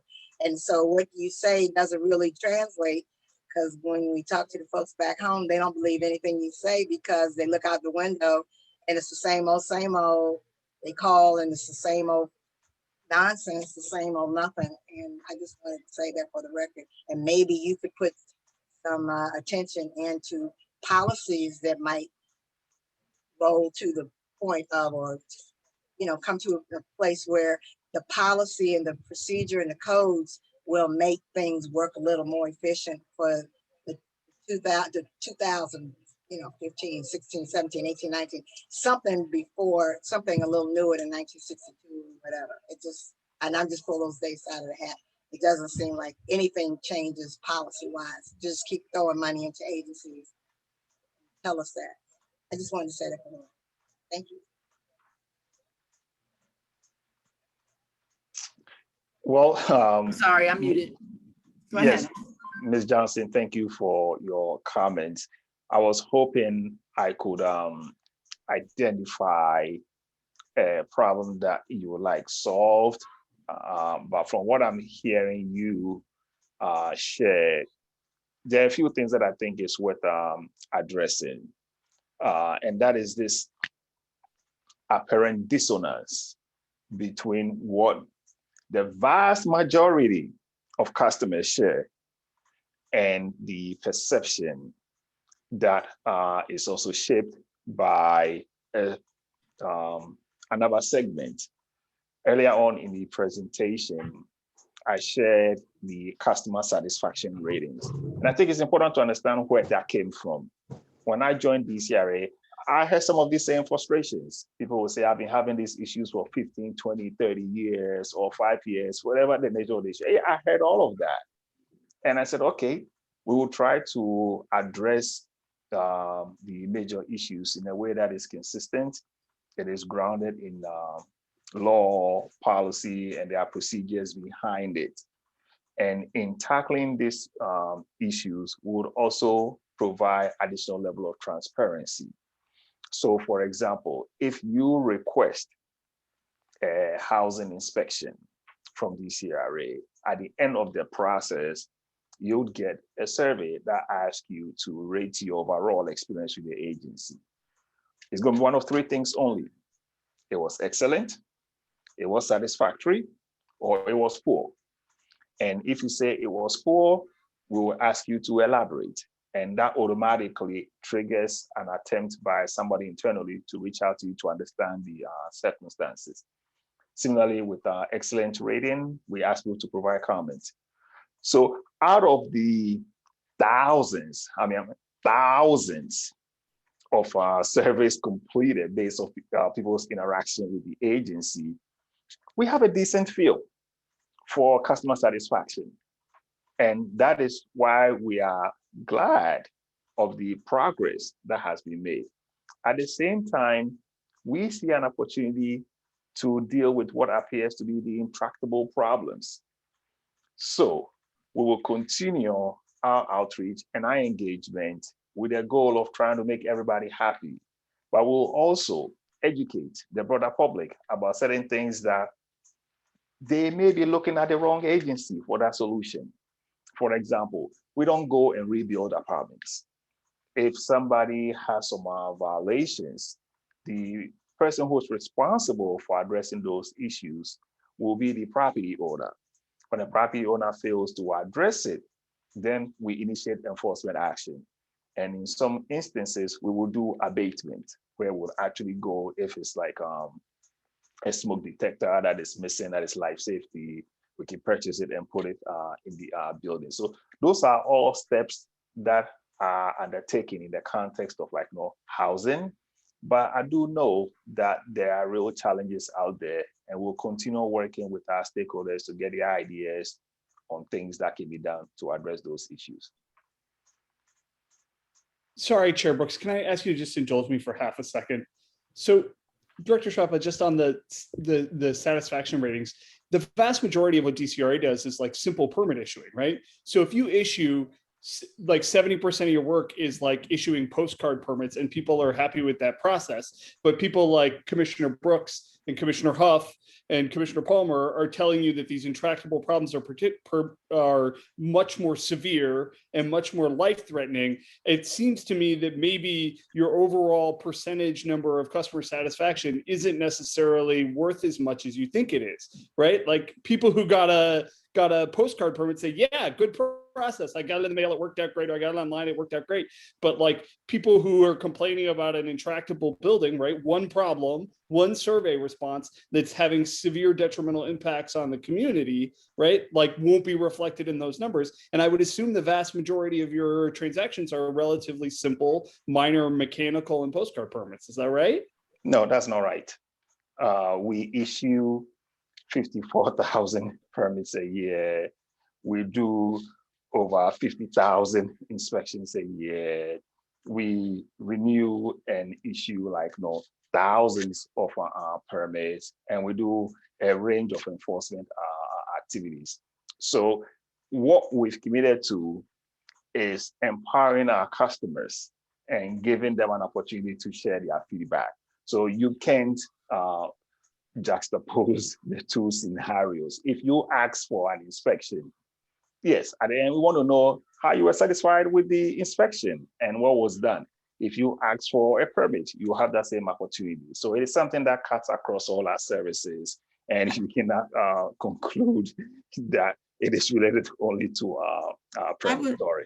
I would ask to follow up on that. Is your satisfaction survey percentage based on the number of responses or the number of survey requests sent? Because I'm getting survey responses before my issue is resolved. So I kick it to the curb and I ignore it because my issue is unresolved, right? So is that lack of response included in your percentage, or is it ignored? Because that also impacts your percentage, right? If you send out 1,000 requests and only 700 people respond, are you basing your 70% on the 700 people, or are you basing them on the 1,000 people? We base the survey on services that have been delivered. And we based the numbers that is displayed on our website based off actual response. Right. So So if I'm when we dissatisfied survey and I don't people- respond, but if I'm sorry to interrupt you. If I'm dissatisfied and don't respond, and or if I don't feel like my service has been completed and I don't respond, I'm not captured in that percentage that you just discussed. And that's a part of the issue. That's Well, your percentage that you're This conversation about customer satisfaction is reflective of one way that the public and our customers can weigh in on DCRA. When we provide a service, we want to know how our customers feel about it. If you're a customer and you don't respond, that is a decision that you took as a customer. We hope everybody will respond, but I've not seen any organization in the world where people respond 100% to all surveys. But from a statistical standpoint, when you have thousands of response, it gives you a feel. When we get feedback from stakeholders, that also gives us a feel. And that is why we are now resting on our laurels and say our work is done. We know we have a lot of work to do. However, there has to be a mechanism where we made system-wide improvements and provide a channel for course correction when somebody is dissatisfied.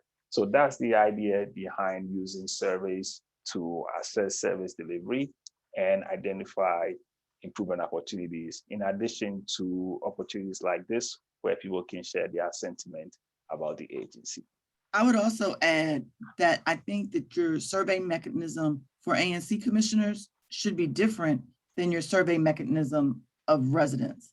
When I call about a home, I'm usually getting 10 calls not before I ever contact you, but I'm not getting just one-off calls from a resident, right? I'm getting multiple calls from residents about a property. So your survey doesn't allow me to acknowledge that that was 10 different people that I just served by the request that I submitted. This one would help. And then when you think of the relationship with our ANCs, we have ANC liaisons, the account managers that engage with commissioners. They are their primary conduit for us to get feedback and for us to work together. So that relationship will continue to be there as a way to solicit feedback. By the end of the day, as a customer-focused agency, the customer who requested the service is important to us, whether that customer is a resident, a business owner, or a commissioner. So if you think of it, we have multiple streams of getting feedback, And that is how we can continue to get better. If I look back to even the strategic plan development, we engaged with ANCs to be part of the process. We had council members be part of the process. We had residents and business owners be part of the process as part of a broader engagement strategy, so that we can elicit feedback and identify the areas where we are making great strides and areas that we can do better. So we look forward to continue on the whole process of robust engagement.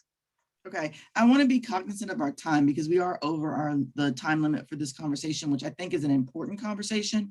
But I also want to make sure that we get to the questions that residents have put in the chat and the Q&A. So Commissioner Yates, would you please start with the Q&A and then move over to the chat, please, so that Director Chopra can answer those questions. And then I think we're going to have to bring the conversation to a close.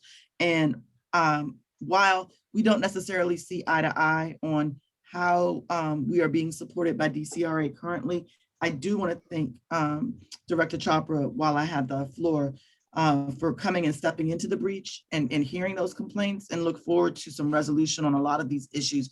Because I think what we all know is in order for each of us, DCRA as well as ANC commissioners, to be successful, we have to support each other. And we're hearing it from residents, and we need you guys to understand that we're getting bashed over the head by residents because they don't see change. They don't see their requests being addressed, right? They see us saying to them, hey, I'm putting in this call about this vacant building and I'm doing the best I can. But they don't know all that goes on behind that. And so I appreciate you at least taking the opportunity to explain sort of the process in some ways. But I want to emphasize also that we have to find a way to get resolution to something, right? None of us like the idea that we're just spinning our wheels every month, every 2-year term about the same properties. All right. So I hand it over to Commissioner Yates. Because of the epic year we've been through, would you consider waiving late fees for organizations turning in their biennial reports late? Small organizations with even smaller budgets would be extremely disadvantaged to have to pay $50 extra on top of the normal fees. What would be the protocol for requesting the waiver of the late fees? There are a couple of things. One, as part of Mayor Bowser's budget proposal, there is an initiative to waive fees. So if it is approved by council, that will provide some relief on the corporate registration biennial fees, because we know things are tough and businesses had a lot to deal with. It is for that reason also that Mayor Bowser's special budget also has fee reduction for business licensing. Those are all part of broader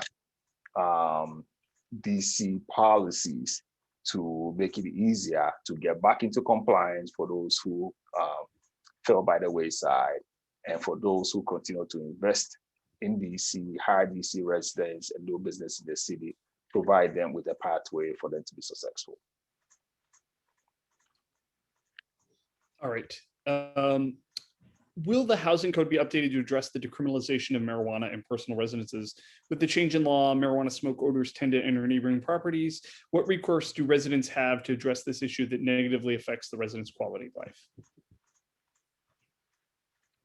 That's an interesting one. I want to make sure I had that question correctly.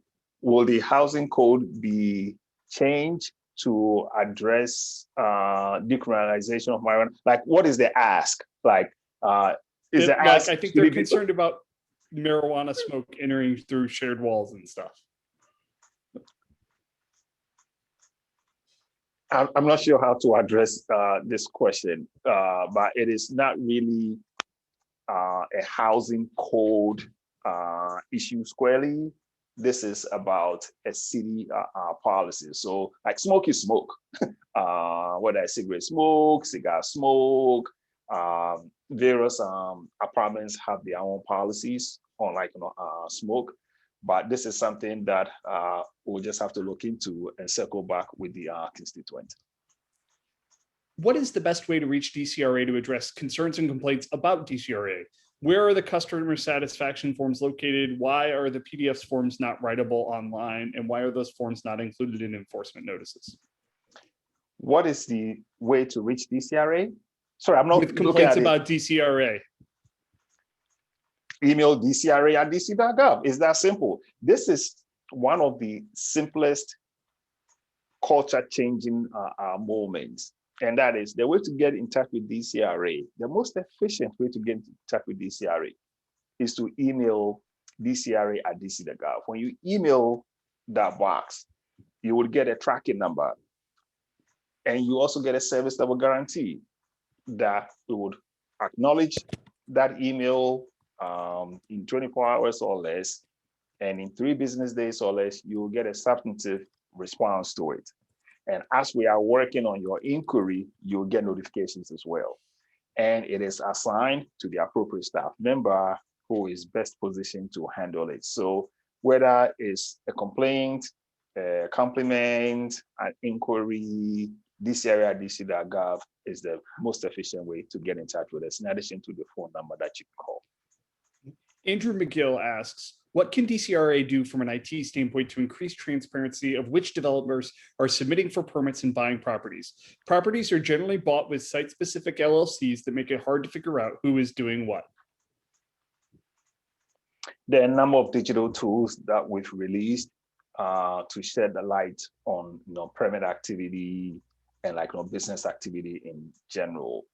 When you go to Scout, which is a single database for property inspections, licensing information, you can just put an address in there, and then it would show you the owner, the permits they have on file, permits that are in progress, licensing tied to that address, and code compliance information as well. Over the next 2 weeks, we will also be making an update to Scout that would allow you to see corporate registration information. So if there is, let's say, I'm making it up, 1422 Kennedy LLC, today you have to look at a different database, but with our next update, you still go to Scout and you're able to see their corporate registration status and related information. So this is all part of the way we are using IT to make it easier for residents and business owners to find information.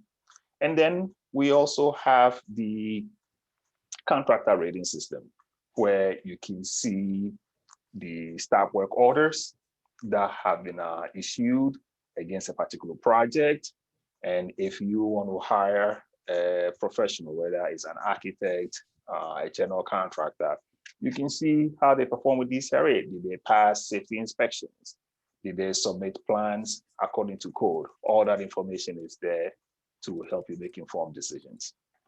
So just a real quick follow-up, you said a couple weeks. Do you have a more exact time frame for that? A couple of weeks literally means a couple of weeks, 2 weeks, right around, but I'm optimistic it's going to be sooner. Okay. Mr. Shrapa, you noted that funding, this is from Deidre Charles, you noted that funding had been allocated to hire more staff. Will there be efforts to recruit and train DC residents, whether through workforce development or DCPS apprenticeship programs, to fill these staffing needs? It might be a sustainable way to hire and retain a sufficient number of employees. Yes, DC residents get preference in hiring decisions in DC in general. And our DCRA in particular, we are very proud of residents that we've put into jobs. We launched something called the Resident Inspector Program, where we trained DC residents to become inspectors, professional certified inspectors. And some we've ended up hiring as our full-time inspectors. Others remain working on a contract basis. So far, we've trained and used over 177 of them. So that goes to show our investment in the community, our interest in elevating our best resources, and those are DC residents, and we'll continue to do so. One final question, I'm going to paraphrase it a little because I'm not sure it came out right, from Uptown Main Street. They're concerned about discrepancies in how buildings are being designated as vacant or blighted. buildings, some areas they find are designated as vacant or blighted in a more timely fashion than other areas, and that there are clear discrepancies in how that happens. What's your response to that, and what are you doing to ensure that vacant and blighted buildings are taken care of promptly in all parts of this city? It will be helpful to know which addresses. General comments about areas receiving sort of like different treatment doesn't really help. Broad generalizations don't help. But it's also equally important 6109 to share. 3rd Street Northeast is one of the properties. I'll be happy to give you that address. 119 Kennedy Street. All right, Northwest my is staff on the another call, address. will take those addresses. But more importantly, when somebody requests a vacant building survey or inspection or files for a vacant building complaint, our service level is 38 business days. We are able to complete the inspection in just a few days. So instead of having to wait 38 business days, your inspection gets done sooner, because we've built capacity with our resident inspectors and our staff to do inspections timely. Once an inspection is completed, there is a standard called a 4-point survey to designate a building as vacant. And if it's insanitary and it has other deplorable conditions, then we consider the blight determination. We apply that across all 8 wards the same way.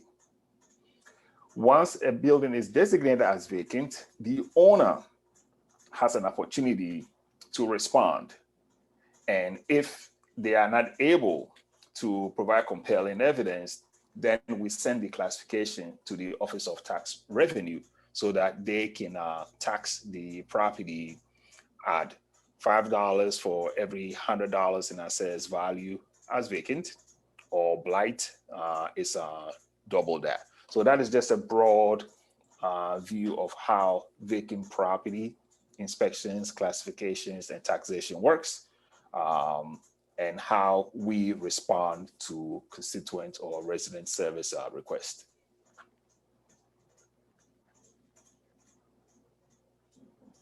Chair Brooks, the floor is yours.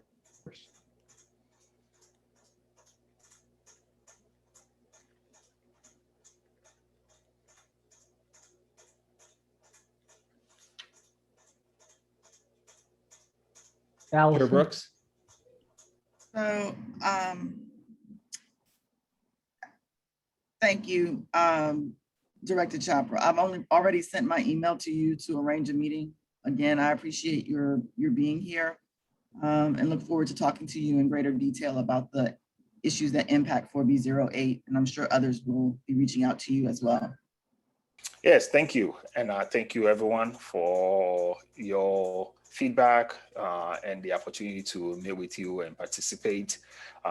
Generally, the way I support wards, I'm a Ward 4 resident myself, is use account managers, the central point for dealing with issues on a proactive and reactive basis. So I would love to meet with you all on a more frequent basis. The reality is that that's not possible. So do know that our account managers have been empowered and the central point to utilize in your interactions with DCRA. And I look forward to continue to work with you. And if I see you around, I'll say hi. If you see me too, say hi. So until the next time, be safe, be well. Bye-bye. Thank you. Thank you. Okay, the next item on the agenda is a presentation from the District Department of Transportation, but unfortunately there was some confusion with regard to tonight's meeting and they are not present. So we are going to strike item number 8 from the agenda and we're going to move directly to Jane Nelson, Nelson Architects, with regard to the proposed development at 6101 Sligo Mill Road Northeast.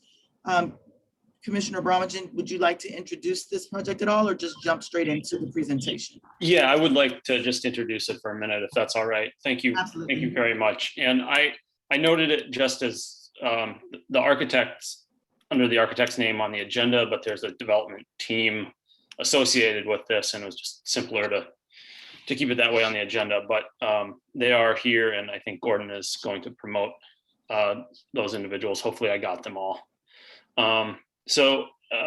This, well, to summarize, this is a large building that is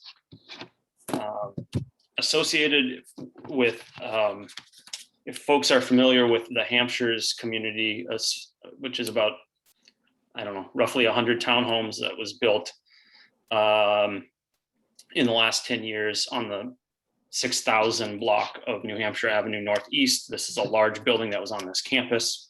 There was a planned unit development process that governed how that large building was supposed to be redeveloped. The developer essentially failed before that project was finished.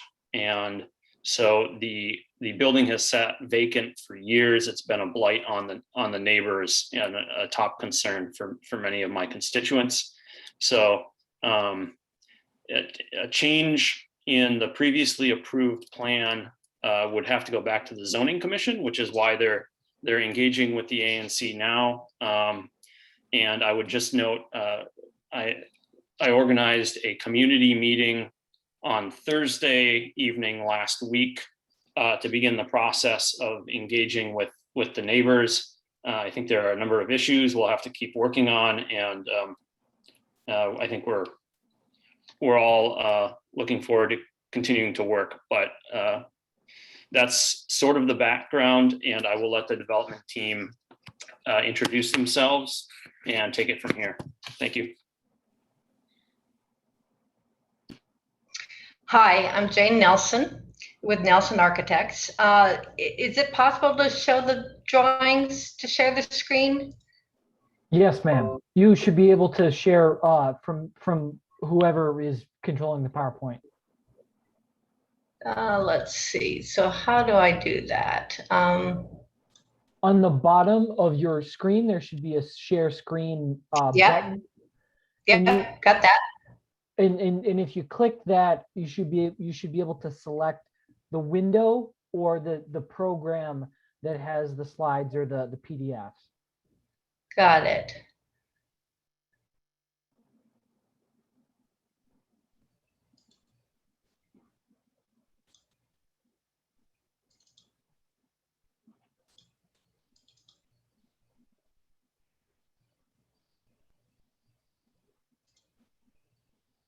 Do you see, by any chance, do you see it on your screen? No, we did not. After you select your screen, did you click share? Yes. There we go. Okay, You so right now we're seeing your entire screen. are you seeing plans right now? No, we're seeing this meeting. Yeah.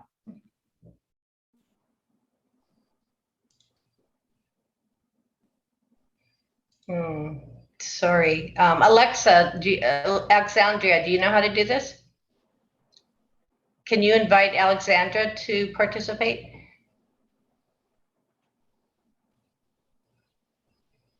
Yeah, it's Alexandra Wilson, and I can probably share too. Can you share it? She's coming up. Yeah. And now I'm going through your screen. Yeah. So I think you need to stop sharing first.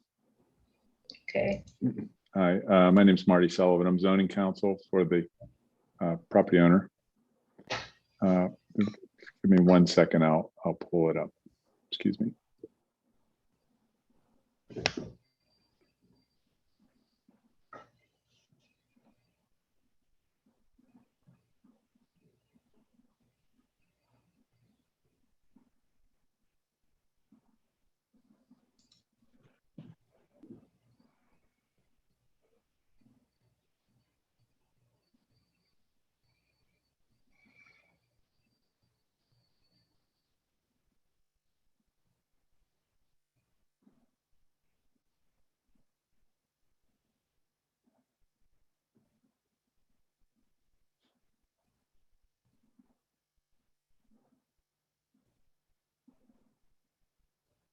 Marty, are you still there? I am. I just got it here, so I'm sharing now.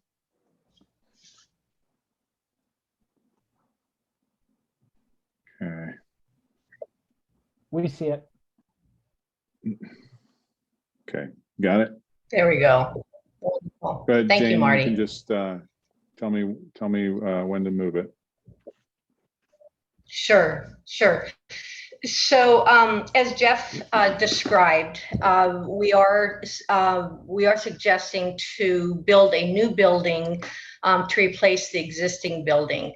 The size of the building, the density of the building, the amount of coverage on the site of the new building is all very similar to the existing building.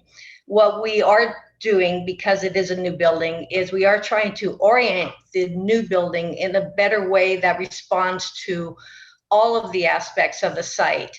In other words, we are turning a portion of the building so that it fronts directly onto Sligo Mill Road. We are continuing the orientation of the front entry facade to be centered on McLean Place Northeast, which the existing building does. The other thing we are trying to improve upon is the connection of the new building to the community park. And so we not only are designing a facade, an elevation that looks and acknowledges the park, but we will make a connection, a pedestrian connection for the occupants of the building to the community park. We are similar to the plans that were approved for the existing building.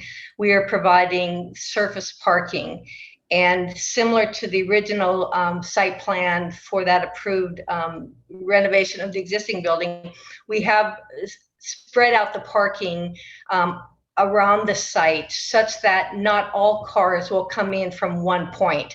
So the distribution of that traffic will be spread out and there are existing 4 different entry points from streets to our site. And all of those streets are current easements. They're access to our site. I guess go to the next slide, Marty. And I'll go through this really quickly. I know it's been a late night. So for those who aren't immediately knowledgeable of the site, the image at the top right is that front entrance of the existing building. We will maintain that. The image on the right side is an aerial view of Sligo Mill Road, and you can see how the original buildings houses front Sligo Mill Road. The previous PUD, the Hampshire's development, those houses front Sligo Mill Road. So that's why we are proposing that our building also has a front on Sligo Mill Road. Next slide, Marty. And these are really just images of the buildings that are around our site. And so the upper left are the original dwelling units prior to the Hampshire's development. And then the other 4 images are of the development of the Hampshires.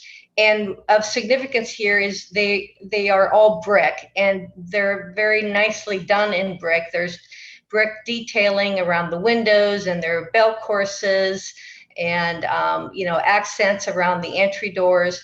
And so that is how we intend to articulate our brick facades are also. If you go to the next slide. So this is just an aerial site plan view showing the green space surrounding the building. The parking is edged by green, separating it off of the streets. And then again, the connection on the right side of this drawing to the park. And you can see that curving driveway into our site on the right side of this drawing. That's an existing driveway that right now dead ends, but it was intended to provide the vehicular access to one portion of this project. next slide. And Marty, you can, yeah, so this is really just showing from a colored standpoint. This is the lower level. The site is, if you know, it slopes almost 10 feet, 6 to 10 feet from the left side of this drawing to the right side of the drawing. So the majority of the building will be 3 stories. And then on this far right side facing the park, it will be a 4-story facade. And that ground level will be all those amenity spaces for the residents. And then again, that sort of visual and an appropriate connection to the community park. Next slide. Just the blue area is to the bottom of the drawing is the main building entrance. And then the next slide is just showing the upper floor of dwelling units. This is just a collection of images that I wanted to be able to explain to you when we say decorative brickwork, how that can articulate a brick facade. And these are just examples. Some of them are traditional examples. Some of them are very contemporary examples. But there's a lot that you can do with brick. Brick is a material that will last forever. It's you know, we think it's appropriate for this site. We did not feel that a contemporary glass and metal facade was the way that this context would fit in. Next slide. You can go to the next, yeah, there we go. So these are very, very early drawings. They're just showing you massing and sort of colored diagrams of how we can articulate the facades with different color brick, with precast, with, you know, decorative brick patterns. And then, you know, this particular facade is showing that ground level of amenity spaces that faces the park. So you can probably just go to the slide of the balconies. Yeah, again, that's another portion of the facade showing decorative brickwork. The white pieces there would be projected balconies. We anticipate that they would be decorative, you know, they would be a metal picket. It's just in this rendering, we didn't articulate that. So the photographs that we have collected is to try to, so the next slide, Marty. Next one after that, actually. Yeah, so this is just a group of, again, just to show to you that when we say a projected balcony, what does that mean? And that does mean that it breaks the plane of the bulk of the facade. It is projecting from that facade. And usually it's a metal railing. Very contemporary buildings might have glass railings. We are proposing that our balconies would be a metal balcony. And this, as I said, just from a zoning standpoint, we are really very close to the same amount of square footage, the same building heights, the same amount of lot occupancy as the existing building. It's, you know, we just, as Jeff pointed out, other developers have tried to make the existing building work, and they have failed at it because it's just not conducive for, certainly not for housing. And the footprint is just too narrow. And so our new building is trying to be respectful of that existing building, but really make it a project that can be successful and hopefully a plus to your community. So I'll leave it at that and take questions, or Marty, if you wanted to add anything. No, just that, and Jeff could explain this too. This is just the opening presentation. Not, of course, not asking for a vote or anything at this point. We plan to have several meetings at the more local community level, and we kicked that off last week with an SMD meeting, and so we look forward to working through the concerns of the neighbors, and then coming back to the ANC. Hopefully, we're thinking September. We haven't filed yet, and we actually haven't even filed the notice of intent to file yet. But we hope to file sometime maybe August or September. Okay, thank you for the presentation, and thank you for taking us off of shared screen. I hate that view. I'm gonna start, and then I will reach out to other commissioners with questions, if that's okay. I have a few questions. One is this is this a modification, or will this be a new PUD? That's an excellent question. We think it's it's part of the original PUD. And so, but we're in the process of confirming with the zoning administrator whether or not it can be called a modification or a new PUD. In the end, the substance will be the same, but we're not certain yet of the procedure, because it was part of the PUD. But the question is the PUD still alive? Because there wasn't an end date to it. And so we're working on getting that answer. So is it similar in that you are now interested in having apartments and not condos or townhomes, as was originally supported by the community? And actually, the previous developer, I think, had obtained a determination that it was interchangeable, that the condition didn't affect the tenure of ownership.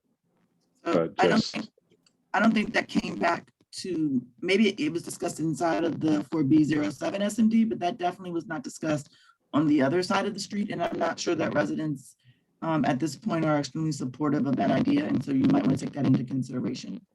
Okay. Okay. I saw Thank Commissioner you. Palmer with her. Yes. I saw Commissioner Palmer with her hands raised. Thank you. I'm wondering what the affordability will look like, since there were affordability conditions with the planned unit development that were not, didn't come to fruition with that plan. So whether you intend to carry them over or offer additional affordability, and what your plan is there.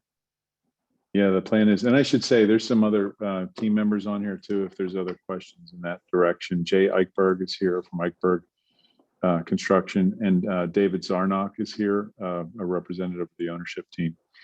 The plan is to do the 11. There was a requirement for 11 IZ units, and the plan is to keep that. So 11 of the 50. So it's about a little more than 20% of the units at this point. I guess to follow up on that, I guess my concern would be that shouldn't you do more, right? Like essentially, because the property owners in this case abandoned the building and let it fall into disrepair, they're like, well, we can just do the bare minimum, but the community went without those 10 units for over a decade because the commitments weren't met on this project.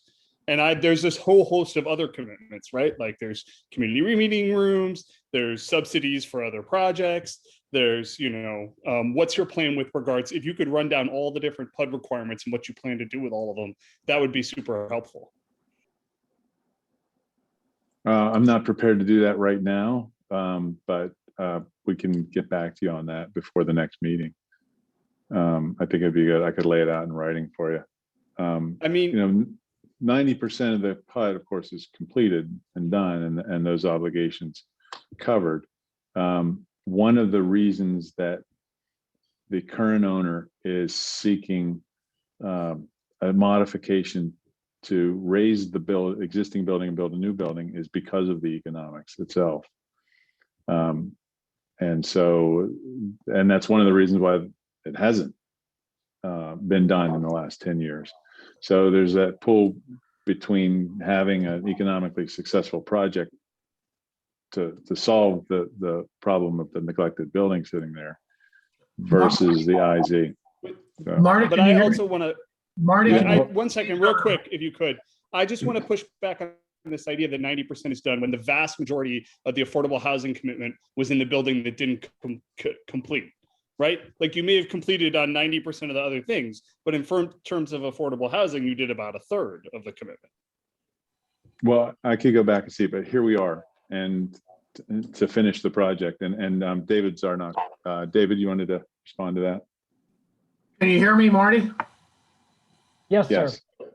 Okay, with respect to the affordable requirement or commitment, it is to live up to and meet the requirements that were originally established with the original PUD. You know, as the majority owner here, we have no intention other than to, you know, meet the affordable housing requirements that were originally established, you know, with the PUD, and we continue to support that. So we will make every effort, you know, to with the revised project, with our project, continue to meet and live up to the affordable housing requirements that were part of the original PUD. But the other parts, you don't know yet. I'd have to go back and check and see what's outstanding. Commissioner Palmer? Yes, I'll just say quickly that we have a Housing Justice Committee that next meets August 9th, and it would be great to have attendance there where we could talk through these specific issues related to the PUD. Sure, I'm sure we could be available for that. Yeah, Marty, as our owner representative, we would certainly be part of that conversation, attend that. Thank you. Okay, Commissioner Yates, you want to go to the questions in the chat? Yeah, absolutely. Rena Bat says they're concerned you're leveraging private roads in a park with community access that is maintained by a private HOA. How do you respond to that? So we're working on that answer. We're looking into that. These are the same questions that we got last week, and we're working on preparing somebody at that meeting suggested preparing an FAQ statement so that we could post that and have that available and answer as many questions as possible. So we're working on that. I guess my main concern is that if we are positive towards this project now, right, and we kind of let you do what you want, aren't we encouraging other developers to engage in similar behavior, right? Like you build one part of the project you want to do that's more financially feasible, the project with less affordable housing, and then let whatever building you've committed to reuse demolish through neglect. And then in 10 years, you come back because land values only go up in the District of Columbia because there's a limited value of land. And you come back, you know, whoever the new owner is, the new LLC, and you say, hey, you know, we've got to build this. The building's fallen into disrepair. There's nothing we can do about it. And so we've just got to come back and start all over. So the proposal is just that it was determined that to work with the existing building was not efficient enough and thought we could make it a better project to do a new building. So the modification is that essentially to replace the old building with a new building, same massing, same number of units, same IZ requirements as otherwise approved. So the applicant's not asking for anything more. And I'm not sure that this particular owner had anything to do with the even the initial PUD or through the course of this. You know, they picked it up at some point. The objective now, of course, is to correct what's been done or what hasn't been done, and to finish the building. And Yeah. Marty, if I can add, Marty, it's Dave Zarnock. Let me just chime in a bit as a majority owner. Please put this in perspective. When we originally, a pension fund with pension fund dollars invested in this, we invested with a developer. The developer made representations to us that they would be able to perform certain development and construction obligations associated with, you know, completing the original, and I emphasize the original intent of this project. Those the developer was not able to meet either the development or financial obligations that he had committed to. Consequently, as a fiduciary for 2 pension funds, we were compelled, to foreclose upon our collateral and become the owner here. So over an extended period of time, reaching 2 years, the current entity became the majority owner of this property because the developer failed to perform. Now, having said that, please understand the developer failed to perform. We, the current owner, have every intention of meeting the obligations, that were originally part of this, developing a Class A property, developing something that will support the value of the surrounding neighborhood, but also, again, developing something that is supported by third-party market reports. So we, as the new majority owner, are intended to make this a successful project. We unfortunately had to work through the original developer who failed to perform, and we are in a position to, deliver, a product that will support, the objectives of the original PUD, meaning we want to have value-added property to the original PUD. That is our objective.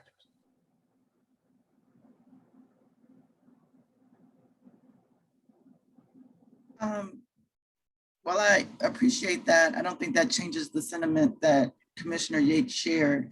So I hesitate to continue at this point.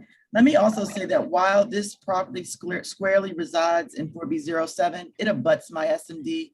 And so at some point, I am going to ask you to come in and speak to residents on the opposite side of the street. So be prepared for that as well. There are two community organizations that have standing from this last go round that expect to weigh in as well.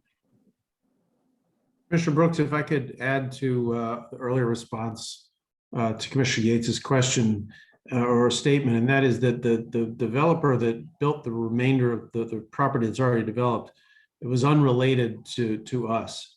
So there isn't the bait and switch that you suggested in the case where the developer did the bulk of the work, failed to perform this centerpiece, and then let it fall into disrepair. That work was completely unrelated to this, and the owner of this property does not and never did own the rest of the PUD area. We're isolated just to this building. Yeah, that's a very correct statement. Thank you. So the falling into disrepair of this building was the prior owner, but the construction of the rest was unrelated. So I just want to make sure that you knew that. And we're not looking to increase what we're building. We're building about the same thing as what's there right now. And it is important to note also that the existing building is fallen into great disrepair inside, and we're proposing to spend a considerably larger amount of money to build a new beautiful building, as opposed to what we were trying to do originally, which is to put a Band-Aid on a failing, dilapidated building. So we're trying to do better, not greater to the detriment of the neighborhood. All right.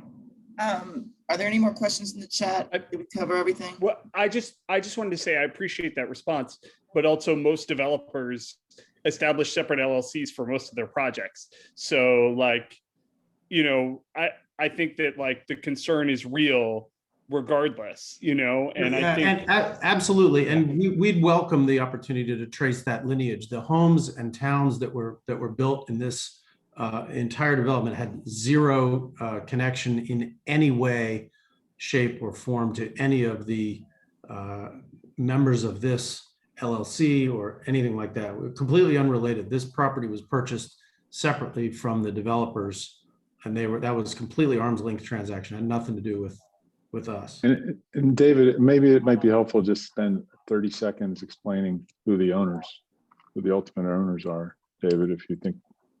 I would be happy to do that.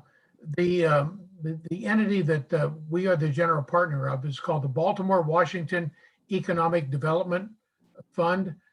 It is a fund that is sourced with two particular pension funds, the District of Columbia Laborers and the Baltimore area Laborers. They have both contributed the dollars, into a development fund, the purpose of which is to make development investments, in properties in the Washington, Baltimore area that create economic value and jobs for the constituents who contributed those dollars. So the fund, is an entity that is funded with two pension funds, invested $7.5 million, into those funds. That fund invested, the majority of those dollars into this particular project, and they are the majority owner. They are the majority owner of this particular project. The DC laborers and the Baltimore area laborers, two union pension funds.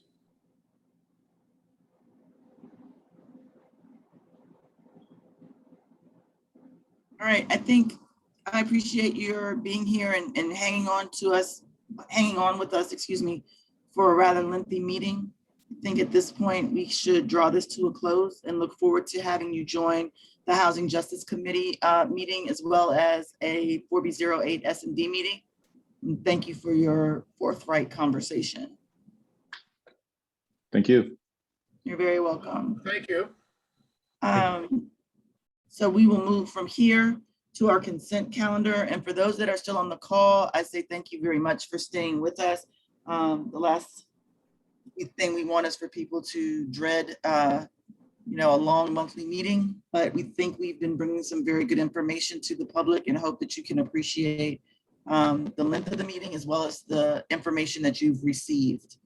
I'm going to ask that we move to the consent calendar. We have two resolutions that have been posted to our website for the last several days. And they are one, resolution 4B. Oh, hold on one second. My computer just did something funny. Okay. Consent calendar resolution 4B 210601, calling for virtual testimony options for the district government hearings. And that's Commissioner Palmer. Resolution 4B 210602, requesting functional lights at Tacoma Metro Station. That's Commissioner Yates.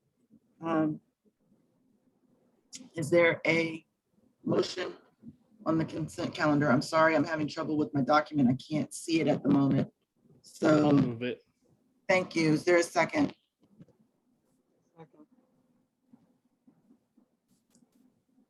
I didn't hear a second. Thank you, Commissioner Johnson. Okay, all in favor, please raise your hand so I can see it. I only see my hand and okay, I see Commissioner Johnson, I see Commissioner Yates. All right, that's everyone. Commissioner Parks, I can't see your hand.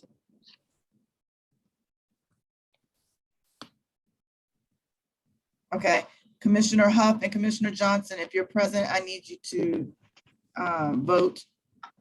All right. Because your cameras are off. Commissioner Huff? Okay, I'm here. I did say, Okay, are you voting in favor? I can't hear you. I did say in favor. All right. I don't know why you can't hear me. I hear you now. Thank you. Okay, motion passes. Consent calendar passes. We're going to move to the supplemental letter for the Advisory Neighborhood Commission 4B fiscal year 2022 budget priorities. Commissioner Brooks, Yates, and Palmer. Commissioner Palmer or Commissioner Yates, can you guys discuss this? I'm going to try to resolve some of my computer issues here. Yeah, I'm happy to do so, or to start, and then Commissioner Yates, if you want to follow, if you don't mind. Very briefly, the commission previously approved a letter regarding our fiscal year 2022 budget priorities, and that letter was approved prior to the release of Mayor Bowser's proposed budget. This letter is a supplemental letter that highlights specific issues in response to the mayor's proposed budget as related to housing and Vision Zero efforts. And that's due to the expertise and feedback from our committees, our Housing Justice Committee and Vision Zero Committee. So these are our supplemental priorities. Evan, I don't know if you have anything else to add to that. I would just say on the Vision Zero transportation side, they reflect feedback from that committee and local transportation priorities. In addition to just some things that folks saw as gaps or things that from our initial letter that we wanted to reiterate that have not been funded yet. Okay, thank you. And thank you for bearing with me while I figure out why my computer is saying the meeting's over. All right, so is there a could I break Oh, in? yes. Oh, I just I want to thank you for including the Eastern Avenue project in here, but I just noticed there's a exceptionally small typo in that it's Whittier Street Northwest and not Northeast. So maybe we could move and amend it. I will put in that amendment now. And we can move that as amended. Sorry, I didn't catch that earlier. So Commissioner Bromagem, just so it should read, fully fund the proposed reconstruction of Eastern Avenue Northeast from Whittier Street Northwest to New Hampshire Avenue Northeast. Yep. Right. Okay, thank you. All right, so there is a motion on the floor to move the supplemental letter as amended. Is there a second? Thank you. I'll second. Thank you. All in favor, please raise your hand. I can see it. Aye. Aye. Thank you. So the motion passes. All right, so we're now on item number 12, presentation and resolution 4B210603, supporting construction of a detached single-family home at 515 Cedar Street Northwest. Commissioner Yates, the floor is yours. Yes, I actually have a presenter here, Jeff Cazzaro Gordon. So just a little bit of background. This is in the Tacoma Park Historic District.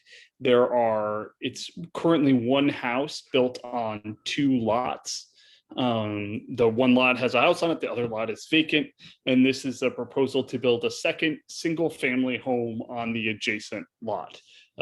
Jeff Cazzaro is with the team that is both developing and doing the construction on this property, and he's agreed to present tonight. Hi, everyone. Can you guys hear us? Yes, sir. Yes, go ahead. Well, thank you very much for hearing us. And by the way, this is pretty impressive. Listen to all the items that you guys have on your agenda. I've developed all over the country, and boy, not many neighborhood associations do as much as you guys do. Congrats. I'm glad to be part of it. So I have with me my architect, Allison Agliata. Hello. Who also happens to be my daughter, by the way. So she's going to run through our project very briefly to you know, so that we don't take a whole lot of time. Al? Okay. So here we are. This is the site right here for Cedar Street. As we said, we also own this lot right here, which has a historic house on it currently. And it has a, what is that, potting shed on it and Right. some landscaping currently. So here is the demolition site plan right here for what we're planning for this site. So it would be removing this pottery barn back here and some of the existing landscaping. And then the addition of a new house right here. And a shared driveway between the two houses with parking pad and possibly a small pool in their backyard. Did you have something to add on that? Just go over the house real quick. Okay, this is the context of the street. This is showing all the other houses around keyed to the plan, which is probably hard for you guys to see right now. When we get into the floor plans, really the elevations probably are more applicable here, but we're trying to mimic the other houses in the neighborhood with the scallops, the wood siding, the lattice work under the deck, and house-shaped bay windows. Here's where we're a little different, where they have an attached garage on the house, which we're trying to conceal along the sides. This is the rear of the house and the opposite side, some little exterior decks in the back. and a section. So in short, we're trying to conform to the neighborhood. We've seen the historic commission comments, and we're not opposed to what they asked. It's just, again, we're trying to do something that's that conforms. It would be a little larger by about 4 feet than the other houses in the neighborhood. We will absolutely take into consideration what their concerns are. As far as conforming to, we're doing everything from getting permits to renovate the existing house to getting permits to take down trees, which, by the way, is incredible that we have to get a permit to take down that hangman tree in front of our house, which is pretty ghoulish at this point. So I think virtually everybody in Tacoma Park has come through and taken something out of the pottery shed. And we're still giving things away there. So if anybody knows anything that they want, we have a kiln that we're going to give away. And we've donated a lot of stuff out of that shed to Howard University, both as far as the pottery stuff to their art class. And also we found a lot of old clothes in the house that we donated to to Howard University's theater department. So anyway, if you have any questions about what we're proposing, and again, we're not we're not adverse to what the Historic Commission says, but we do want to have a dialogue because we think that some of the comments should be refined as far as we're concerned into what we think was going to be a great house for everybody that would potentially live in it as well as a neighborhood. So hopefully you guys, and by the way, thank you for supporting it to this point. Thank you. Any questions? I don't have any questions other than to just clarify with you, this is all to be constructed matter of right? You're requesting no Correct. zoning variances or special exceptions or anything of that nature. Nope, correct. And I'll just speak on the resolution since I wrote it. What I'm proposing that the commission do is that we endorse the concept of building a second house on a second lot, right? There are very few opportunities to build additional single-family residential in our area, and that we would just endorse the building of the second house. It's a desirable place to have a house, and that we would not, that our resolution at least does not take a position on the design or the historic characteristic that, like, essentially that we believe that HPRB can handle that. Thank you. Understood. And thank you for sponsoring, by the way. All right. Okay. So, based on that, there would then be a resolution, correct, Commissioner Yates? Yes, the resolution is on file. I see a community question though, so I think if we want to call on them. Okay, I'm sorry, I didn't see that. We're hand raised. Okay, thank you. Gordon, Sarah Green, you should be able to go ahead and talk. Hi, I just thank you. I'm glad that you are not commenting on design. This is Sarah Green speaking. The thing that bothers me is that there's no context photograph or drawing. So because this is another big house next to a big house, it would be good to be able to see a streetscape. And we used to do this, other organizations do this.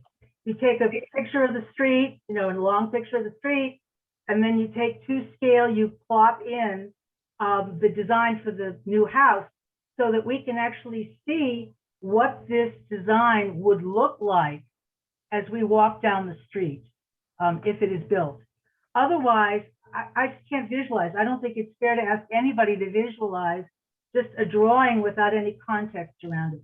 So if I could ask the commission to include a request for the context drawings and photographs, inserting the new with the old, I would appreciate that. I think that would be a welcome addition for the next discussion.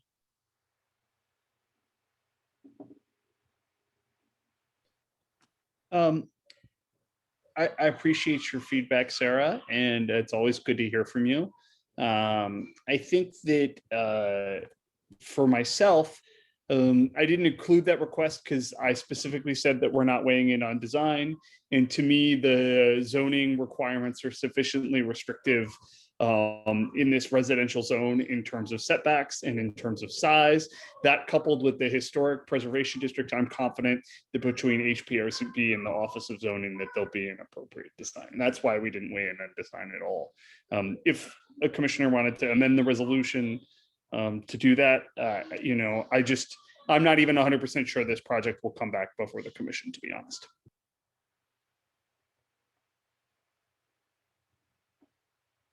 Commissioner Parks wanted to know, will these houses be sold or for rent? And I know, Jeff, you'd spoken to me about that, so if you could share that with me. Oh, absolutely for rent. Absolutely for rent. I mean, I'm sorry, did I say for rent? Oh my God, did I say the wrong thing? I'm sitting here, it's not, no, they're for sale. I'm sorry. Open mouth. My understanding is you have a buyer lined up for one or both of them, or how does this work out? Yes, at the Historic Commission, the actual purchaser that we're custom designing for will be on the meeting. Yes, it's a long time district resident.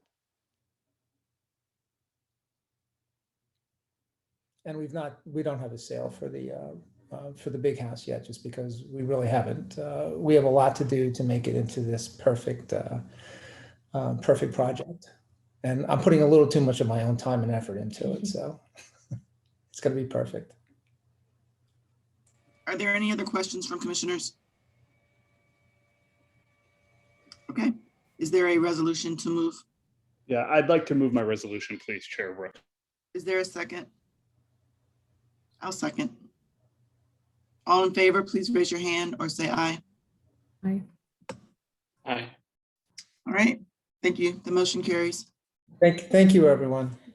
You're welcome. Thank you for staying up late with us. Yes. My wife let me stay up another half hour, so I'm good yet. Resolution, last item on the agenda is resolution 4B210604, supporting implementation of the Office of the District of Columbia's auditor's recommendations for an educational data system to support student progress. Commissioner Yates. Yes, thank you so much. And I'll try to be brief, even though the resolution itself is very long and very thorough, and I encourage everybody to read it. As folks have heard, there was recently a report from the Office of the District of Columbia Auditor called Measuring What Matters, which evaluated how the district was meeting their local and federal requirements to track student performance with regards to grades and ability to be promoted and to graduate from school, and found that the district was, in short, not meeting either their federal or local requirements in terms of having what's called a statewide local data system, student data system, an SLDS. The real nuts and bolts of it, though, is that kids move between schools within the District of Columbia. We have 70 local education agencies, and OSSI is supposed to keep track of how those kids are doing in school, so that even if they switch school, they can stay on track to graduate, they get whatever help they need, and in short, they aren't doing it. Kids are finding out at the last minute that they're unable to graduate from school, they're being forced to stay behind, and we're not getting the data we need to target the students who need the most help. And there was a couple good pieces that are linked in the resolution, one in DCist and one in the Washington Post, citing specific examples of how kids get lost in the system. And I actually know a kid that this happened to who switched schools, thought she was on track to graduate her senior year of high school, and midway through the first semester got called into the counselor's office and said, "I'm sorry, you don't have enough credits. You're not going to be able to graduate here with us this year," like out of the blue. And it's been really a dereliction of duty on the part of OSSI that we haven't done better. If you look at some of the things that other states are doing in terms of early warning systems that allow us to target students with the help they need earlier in the process, it's a shame that DC hasn't gotten there. And so basically what this resolution asks is that the council and the mayor implement the recommendations from that report and build a functioning SLDS and early warning system for our students. Okay, and is there a motion? I'll move my resolution. Is there a second? Thank you, Commissioner Johnson, Jocelyn Johnson, seconds. All in favor? Aye.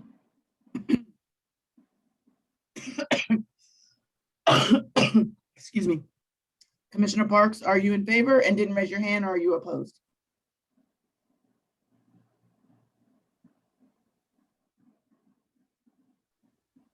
Commissioner Parks, in favor? Thank you. Okay, the motion carries. My machine is locked. No worries, I was having problems too. We are now at the point in the meeting where I can say the meeting is adjourned. Good night. Good night. So thank you, everyone.